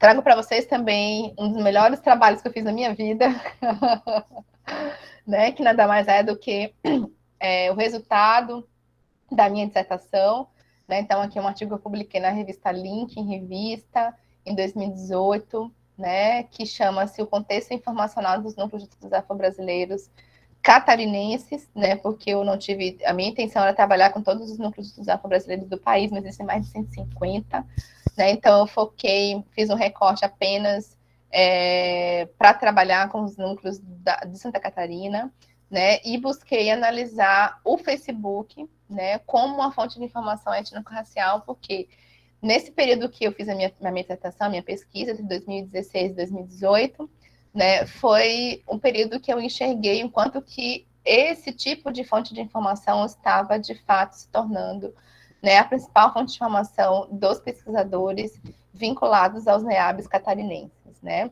Então, são dois trabalhos que eu indico para vocês a leitura, tá? Um não é porque é meu, não, mas porque é um dos melhores trabalhos que eu escrevi na minha vida, tá? Sobre fonte de informação, porque ele traz esses contextos informacionais, e eu faço também uma revisão do passado, então eu trago muito aí nessa minha pesquisa, né, o movimento negro, desde quando, né, ele foi, de fato, crescendo durante o período escravocrata, até o período pós-abolição, né, e também faço essa relação dos NEABs, né, com as fontes de informação, como a CI olha a fonte de informação, as fontes de informação também. Então, são dois trabalhos muito bacanas que eu indico para vocês. Tem outro trabalho que eu indico também, que é um trabalho que eu considero como uma das referências na CI, quando se destaca esse conceito de fonte de informação étnico-racial, que foi produzido pelo professor Sérgio Santana, pelo professor Henri Ponce, pela Isabel França, e publicado no Inancib, agora não lembro que ano, perdão, tá, pessoal? No GT10, onde eles falaram sobre informação étnico-racial na memória da produção científica do Grupo Nepieri, né, onde eles buscaram aí também fazer toda essa contextualização desde o período colonial até os dias atuais, né, buscando conceituar o que é informação étnico-racial, né, buscando trazer para a gente aí qual é o conceito de informação étnico-racial, e que acabaram dizendo para a gente que essa informação étnico-racial ela é acessada e também usada de forma individual, né, onde os efeitos implicam na construção de memória positiva, né, que foi o que eu falei também anteriormente, porque ele se reconfigura, né, ele reconfigura, na verdade, as estruturas cognitivas, né, ele também dilui os conflitos entre o que é self, que é o ideal de self, que promove aí também, né, essa aceitação e esse orgulho, né, que busca, obviamente, fortalecer nossa identidade étnica e também nossa subjetividade, né? Tem outro trabalho também que foi publicado em 2015 pela bibliotecária Maria Antônia de Souza e pela professora Maria Elizabeth Albuquerque, né? A professora Elizabeth, ela é professora do programa de pós-graduação da UFPB. A UFPB, o programa da UFPB, ele é um dos principais programas da nossa área, que discute as questões étnico-raciais, desde a professora Maria Aparecida, professora Aquino, como também a Lady Clébia, como também a Vanessa Alves, como também o Arthur Campos, né, dentre outros parceiros, companheiros de luta, né, e que escreveram em 2015 também para o Enancib, né, mas aí lá no GT2, né, informação étnico-racial, né, como uma proposta de glossário sobre a ética da semântica discursiva. Esse trabalho foi publicado em 2015 e elas buscaram aí, né, apresentar uma pesquisa a partir sobre a informação étnico-racial a partir das matrizes, né, africanas e afrodescendentes. E tiveram como objetivo analisar a informação étnico-racial na perspectiva da etnia de raízes africanas e afrodescendentes e, obviamente, a partir da semântica discursiva, visando a conceituação de temas abordados nesse contexto. Lá em 2015, elas publicaram, apresentaram esse trabalho no Enancib, né? E no ano passado, no Enancib de 2021, elas lançaram esse livro maravilhoso, gratuito, pessoal. Vocês podem jogar aí no Google, Glossário de Informação Étnico-Racial. Vocês vão baixar gratuitamente. Eu tenho ele no meu computador, utilizo nas minhas disciplinas também, né? E aqui eu trago a capa desse livro, que está maravilhoso, tá? E eu destaquei para vocês também, para terem aí, despertarem em vocês a curiosidade de buscarem essa obra, os capítulos que constituem esse livro. Né? Então, no primeiro capítulo, elas trazem a construção de instrumentos de democratização da informação étnico-racial como responsabilidade social da ciência da informação. Também a memória como elemento fundamental das relações sociais para a formação das identidades culturais. Eu até considero esse capítulo, gente, também como outro argumento, né, para que a gente possa, de fato, continuar fomentando as informações étnico-raciais, né, porque nesse capítulo que vocês vão identificar, de fato, né, que é necessário a gente estar sempre buscando fortalecer nossas identidades culturais, né, e a partir do que? Da fonte de informação. Né, no capítulo 3, o valor da informação no mundo globalizado. Né, também outro capítulo também que eu vou, no próximo semestre letivo, trabalhar muito com os meus alunos na disciplina de Economia da Informação, né, o quanto que essa informação ela é valorizada, o quanto que a informação, ela de fato tem poder e poder econômico acima de tudo, e ao mesmo tempo, né, por a economia da informação estar atrelada ao capitalismo, ela também acaba se tornando algo que não é acessível a todos. Né, então, por isso que a gente também tem que trabalhar muito de que forma que a gente vai, como pessoas bibliotecárias, fomentar o acesso de fato à informação. Né? No quarto capítulo, a invisibilidade da informação étnico-racial no contexto brasileiro, então outro capítulo maravilhoso, porque elas vão dizer para a gente também o porquê que a gente precisa fomentar a informação étnico-racial. No capítulo 5, a representação da informação e os instrumentos de disseminação dos conteúdos materiais, históricos e culturais da sociedade africana, que é bom para quem trabalha em biblioteca, né, também ler esse capítulo, né, saber de que forma que você vai representar essa informação, como você vai catalogar, como você vai classificar, como você vai disponibilizar essa informação no seu acervo para a sua comunidade. Né? E o capítulo 6, onde é a utilização da semântica discursiva como aliada à representação da informação. Tá? Então, o livro, procure no Google, pessoal, Glossário de Informação Étnico-Racial, e baixem agora esse livro, ele é fantástico, tá? E temos aí o livro, né, os livros organizados pelo Celoniota, com exceção do livro Negro na Biblioteca, da professora Francilene Cardoso, que também considero como uma das referências na nossa área sobre o negro na biblioteca, sobre informação étnico-racial, né? Inclusive, a professora Francilene esteve conosco no lançamento do grupo de trabalho, né? Grupo de trabalho em relações étnico-raciais na biblioteconomia da ACB, que a gente lançou ano passado, onde ela falou desse livro, Negro na Biblioteca. Também está disponível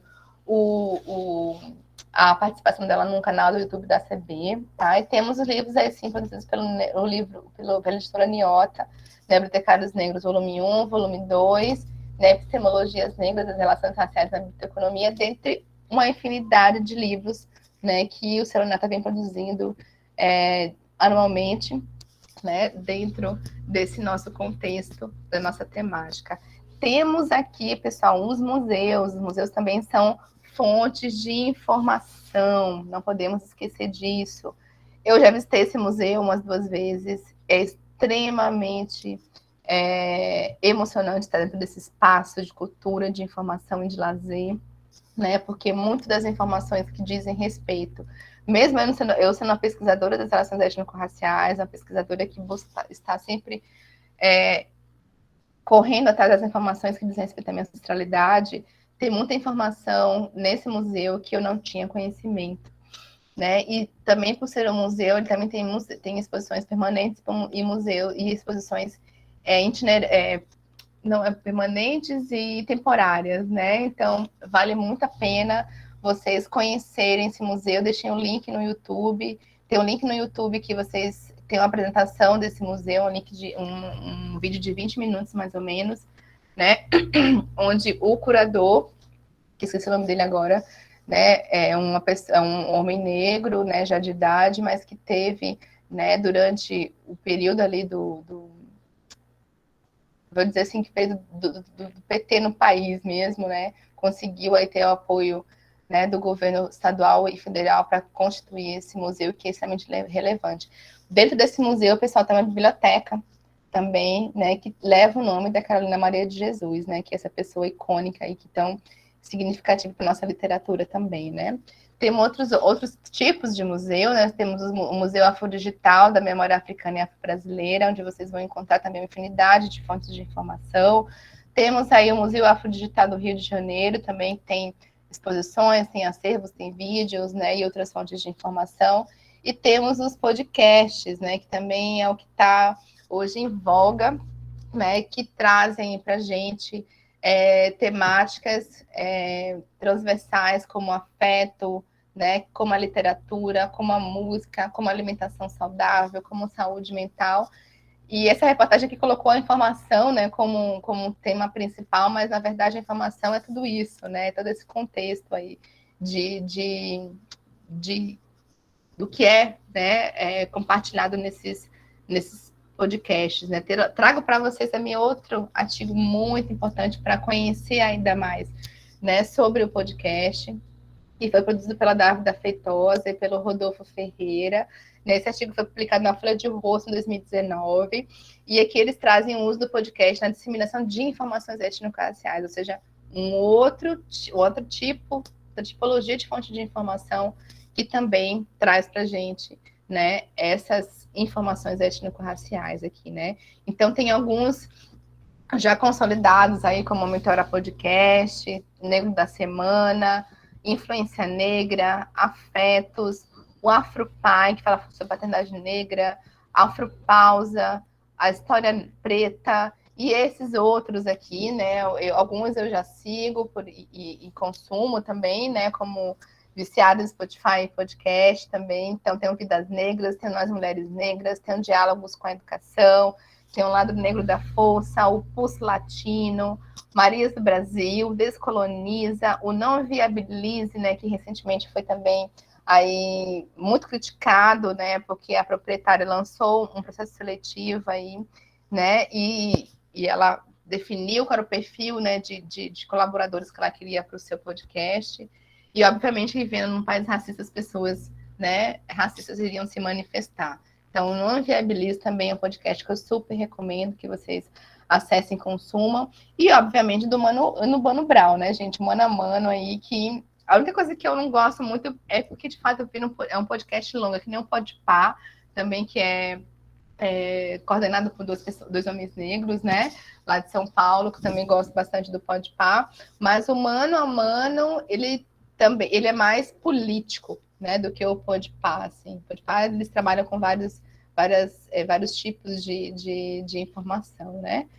E temos aí o Biblioteco, que é o podcast que eu colaboro, né, que foi criado pelos bibliotecários Rafael Cavalcante e Ricardo Queiroz, né, que também está no Spotify, está no Deezer, e vocês podem acessar, e a gente fala de tudo e mais um pouco, né? E a nossa abordagem, obviamente, principal é falar sobre a biblioteconomia, sobre a literatura, sobre ciência da informação e temas transversais que vão ao encontro desses três parâmetros, podemos dizer assim, né? Aqui eu trouxe para vocês a cara do meu querido Wellington dos Santos, né, que foi um episódio onde ele falou sobre decolonialidade, maravilhoso, assim como todos os outros episódios que estão no podcast, no Biblioteco. Acessem, tá? Esse episódio do Wellington foi uma aula para quem não conhece sobre decolonialidade, né? E temos também os núcleos dos afro-brasileiros, né? Trouxe aqui 3 do Sul e um do Espírito Santo, né? O NEAB desse que eu participo, o NEAB do Instituto Federal do Rio Grande do Sul, o NEAB da Universidade do Rio Grande do Sul, Federal do Rio Grande do Sul, e o NEAB do Instituto Federal do Espírito Santo. Né? Como eu falei anteriormente, existem mais de 150 NEABs, todos eles ligados a universidades públicas, né? E esses NEABs, sim, são fontes de informação.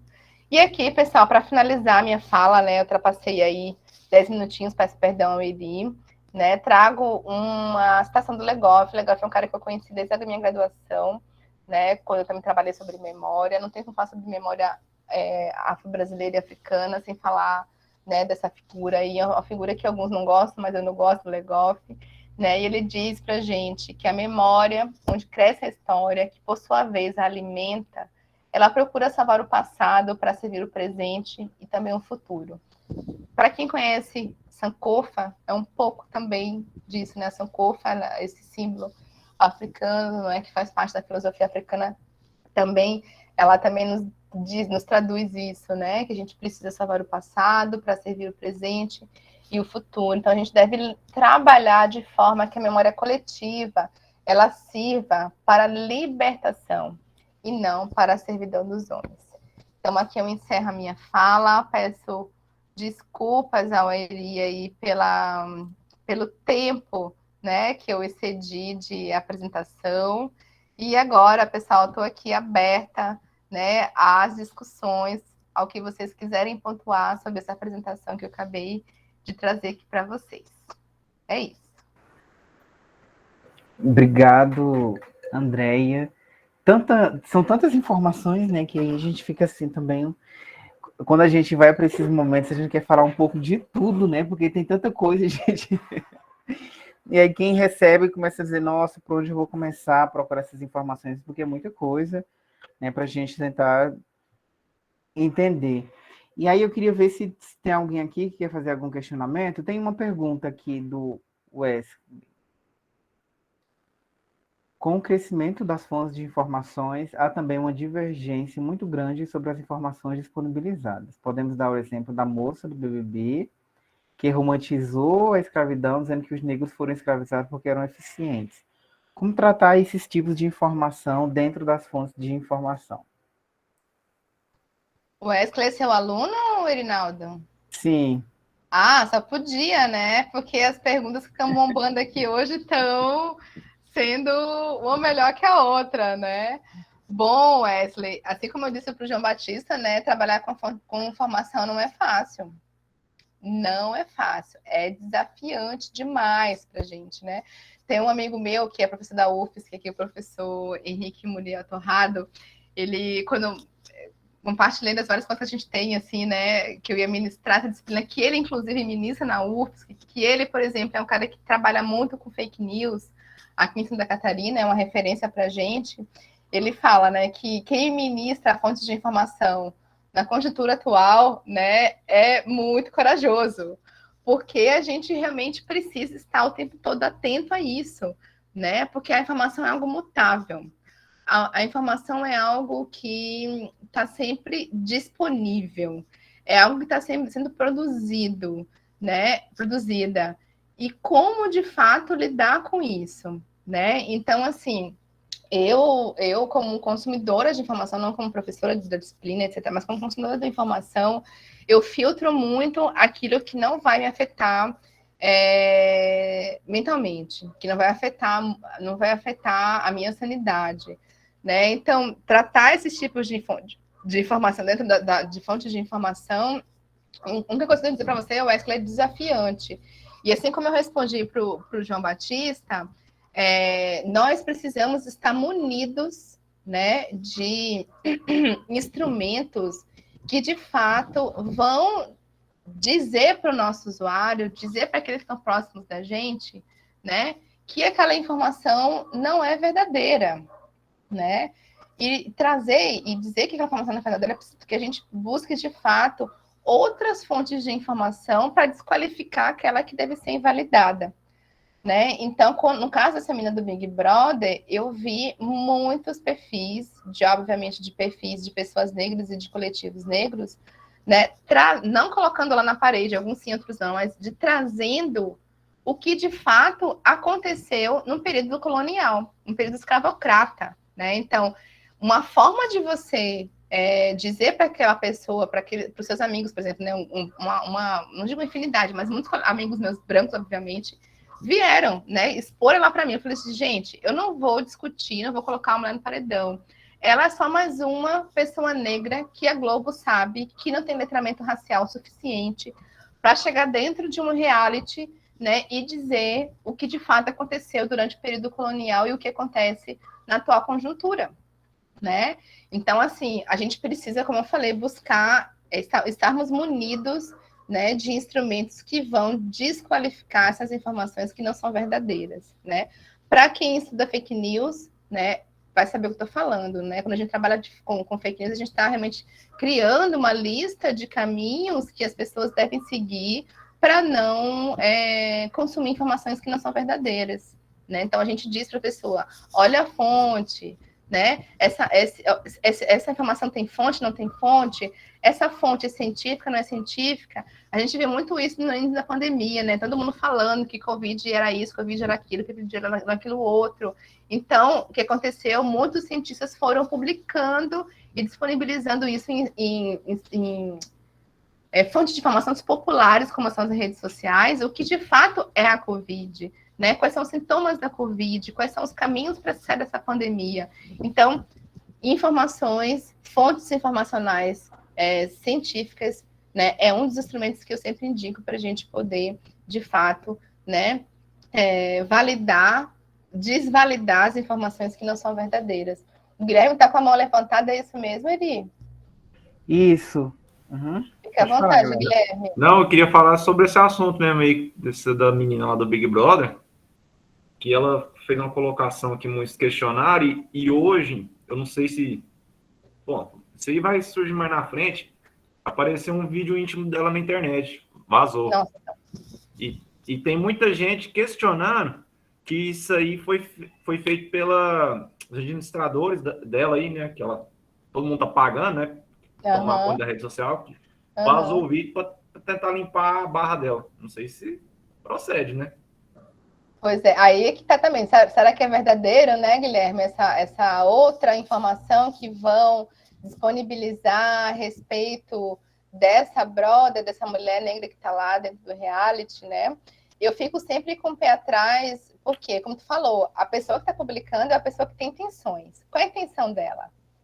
É apresentar a informação verdadeira ou apresentar uma informação que vá não tirar essa sister, né, essa personagem do Big Brother de um contexto de paredão, podemos dizer assim, né? Então, essa é a intenção da pessoa, ela quer, de fato, visibilizar, né, colocar essa pessoa naquele patamar para que, de fato, ela permaneça no programa, porque a intenção é que ela ganhe, né, o prêmio do que a Globo está oferecendo, assim. Então, é outro contexto que a gente tem que estar sempre se perguntando, né? Se a informação realmente é verdadeira, de que é a fonte. Estou falando, é a fonte, né? Quem que vai trazer essa informação? Quem vai disponibilizar essa informação? É a assessora dela. E qual é a intenção da assessora dela, né? Então, a gente também tem que estar sempre atento e fazer esse pensamento crítico de avaliar, né, qual a intenção da fonte, qual é a fonte. Girlane?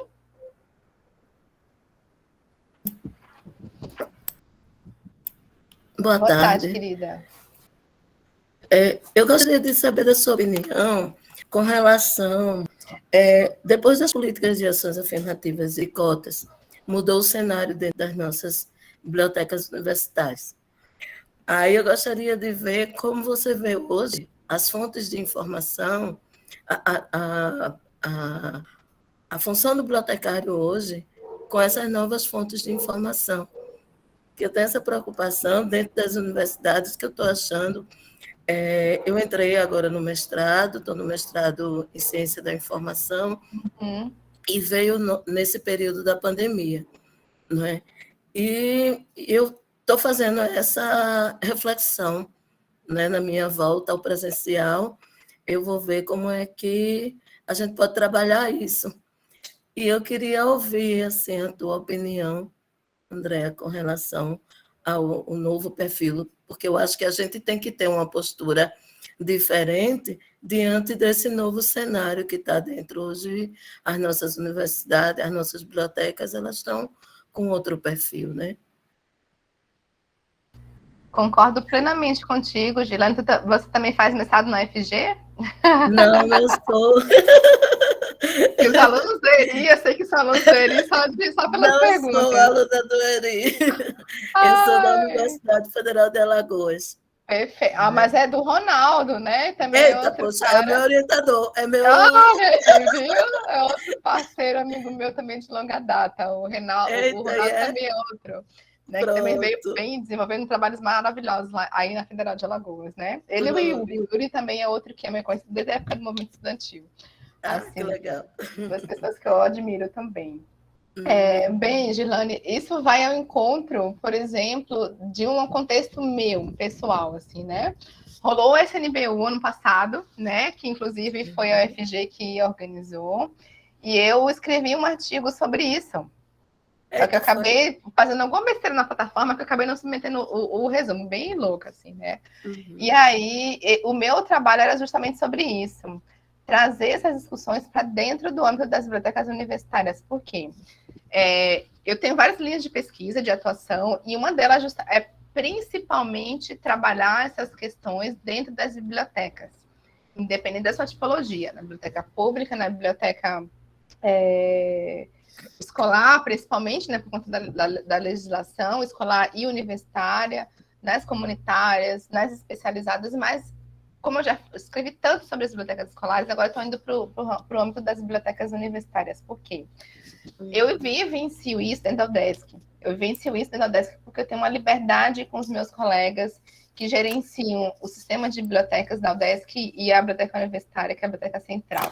Então, a gente tem um diálogo constante, onde eu tenho a abertura e a liberdade de estar com eles promovendo ações de fato que vão modificar, né, a forma deles atuarem dentro do contexto do sistema de bibliotecas da UDESC. A UDESC, por ela ser estadual, ela é descentralizada, tem vários centros de ensino espalhados por todo o estado de Santa Catarina, né, e a Biblioteca Central fica aqui em Florianópolis, dentro do campus 1 da UDESC, que é onde eu atuo, inclusive.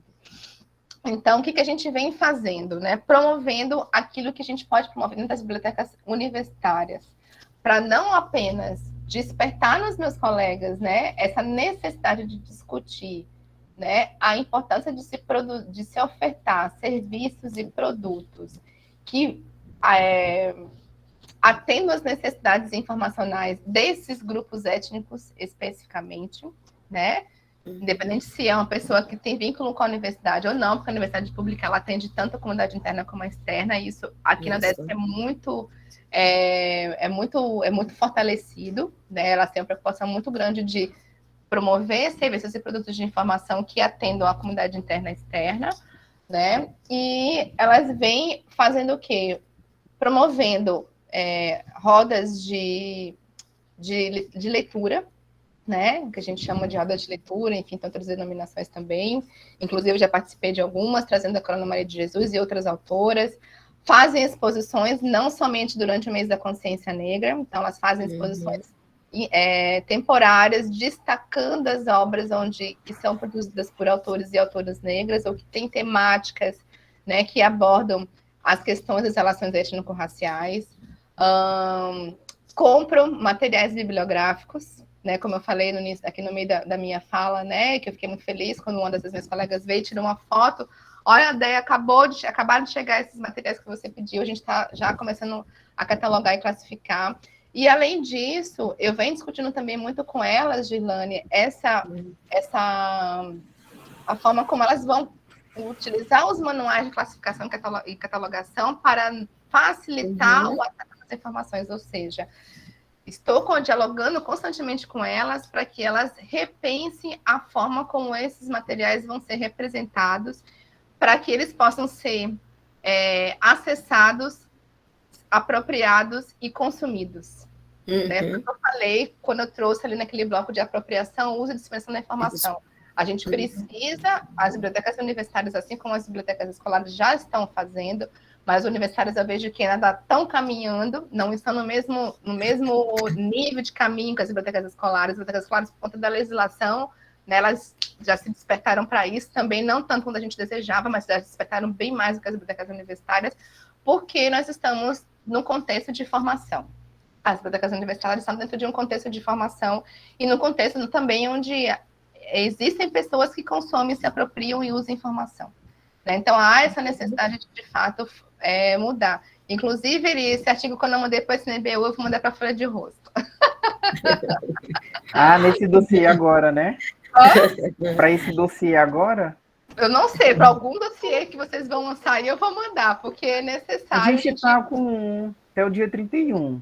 Talvez então vou me apropriar do edital, amigo, e vou ver se dá para encaixar, pegar esse artigo quando eu mandei para o SNBU e mandar para o Folha de Rosto, porque esse artigo responde também essa pergunta da Girlane aí. Ok, obrigada. Imagina, Girlane. Um abração para o pessoal de Alagoas aí. Obrigada. Obrigada. A gente tem o João levantou a mão. João, você quer fazer uma pergunta? É a última pergunta, que a gente falta só uns minutinhos para a gente finalizar. Pronto, você quer fazer a pergunta ainda? É rápido, é rapidinho. Só acrescentando o seguinte, é que uma informação errada, enganosa, maldosa na rede, em minuto ou em segundo, ela pode fazer um estrago violento na vida de uma pessoa. Pode. É só isso. Pode mesmo, João. Infelizmente pode, né? Porque não há controle. Né? Como não há o controle do que é disseminado na internet, a gente precisa, então, buscar outros caminhos, como eu falei, né? Buscar estratégias mostrando quais são as informações de fato que são verdadeiras, para que essas informações que não são verdadeiras sejam, de fato, contextualizadas e debatidas, né? É um perigo. A internet é um perigo. Muito, assim. Por um lado, né, tem facilitado muita coisa, né? Por exemplo, agora, nesse período pandêmico que a gente está vivenciando agora, e o acesso dessas informações étnico-raciais na internet, como e-books, como esses que você citou aí, podcast, outros vídeos, né, tem facilitado, inclusive, para tentar desconstruir alguns discursos, né, como Sim. esse que aconteceu dessa menina no Big Brother, né? Uhum. Assim que ela falou essas informações, muita gente que não tem acesso a esse tipo de informação vai tomando como verdade. Isso. E aí, como você falou, né, vários perfis de militantes intelectuais já estão publicando vídeos explicando que não é dessa forma que a gente deve, né, se articular, mas pessoas racistas, inclusive, vão e pegam essa única informação, não analisam, não recorre a outro tipo de informação, né, e tenta, né, sempre utilizar ela no discurso de que a gente escolheu, somos fortes, porque esse discurso dela, por exemplo, né, já o que eu for falar daqui, ele ajuda cada vez mais a reproduzir aquela ideia, por exemplo, de que nós somos fortes, nós estamos no chão de fábrica trabalhando, as mulheres negras não precisam receber anestesia na hora do parto, né, estão em vários outros trabalhos subalternizados, inclusive. Enfim, muito obrigado pelo teu esclarecimento, né, pelas informações que tu trouxe aqui, André. Gostaria de saber se tu pode disponibilizar também esse material para poder as pessoas terem acesso a isso, principalmente aos exemplos, né, que tu traz para a gente acessar. Né, foi muito bom te ouvir, porque a gente sabe que é tua trajetória de pesquisa falar sobre tudo isso, né, e nos ajuda a refletir cada vez mais sobre a nossa atuação enquanto pessoa bibliotecária, enquanto pessoa pesquisadora e pessoa, né, que está ali docente, desenvolvendo algumas atividades.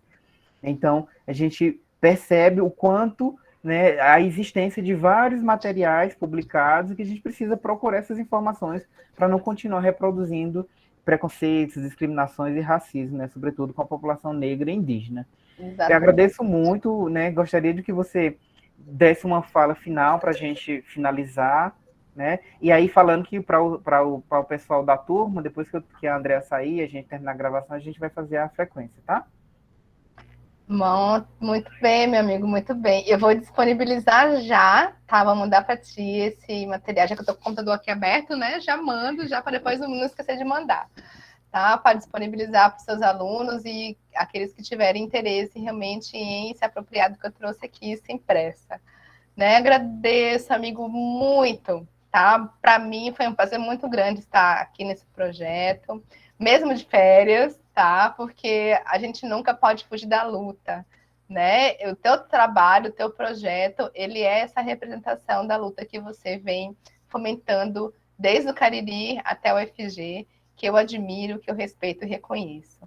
Tá? Então, qualquer outro momento da minha vida e da sua que você, né, tiver a fim de me chamar para participar de algum projeto, né, eu jamais vou dizer não para você. Posso estar fora do país, né, mas eu estarei com você sempre, Quando estiver em porque a Berlim, luta, né? quem sabe, né, amigo, eu quero muito, porque a luta a gente constrói juntos, não constrói individualmente.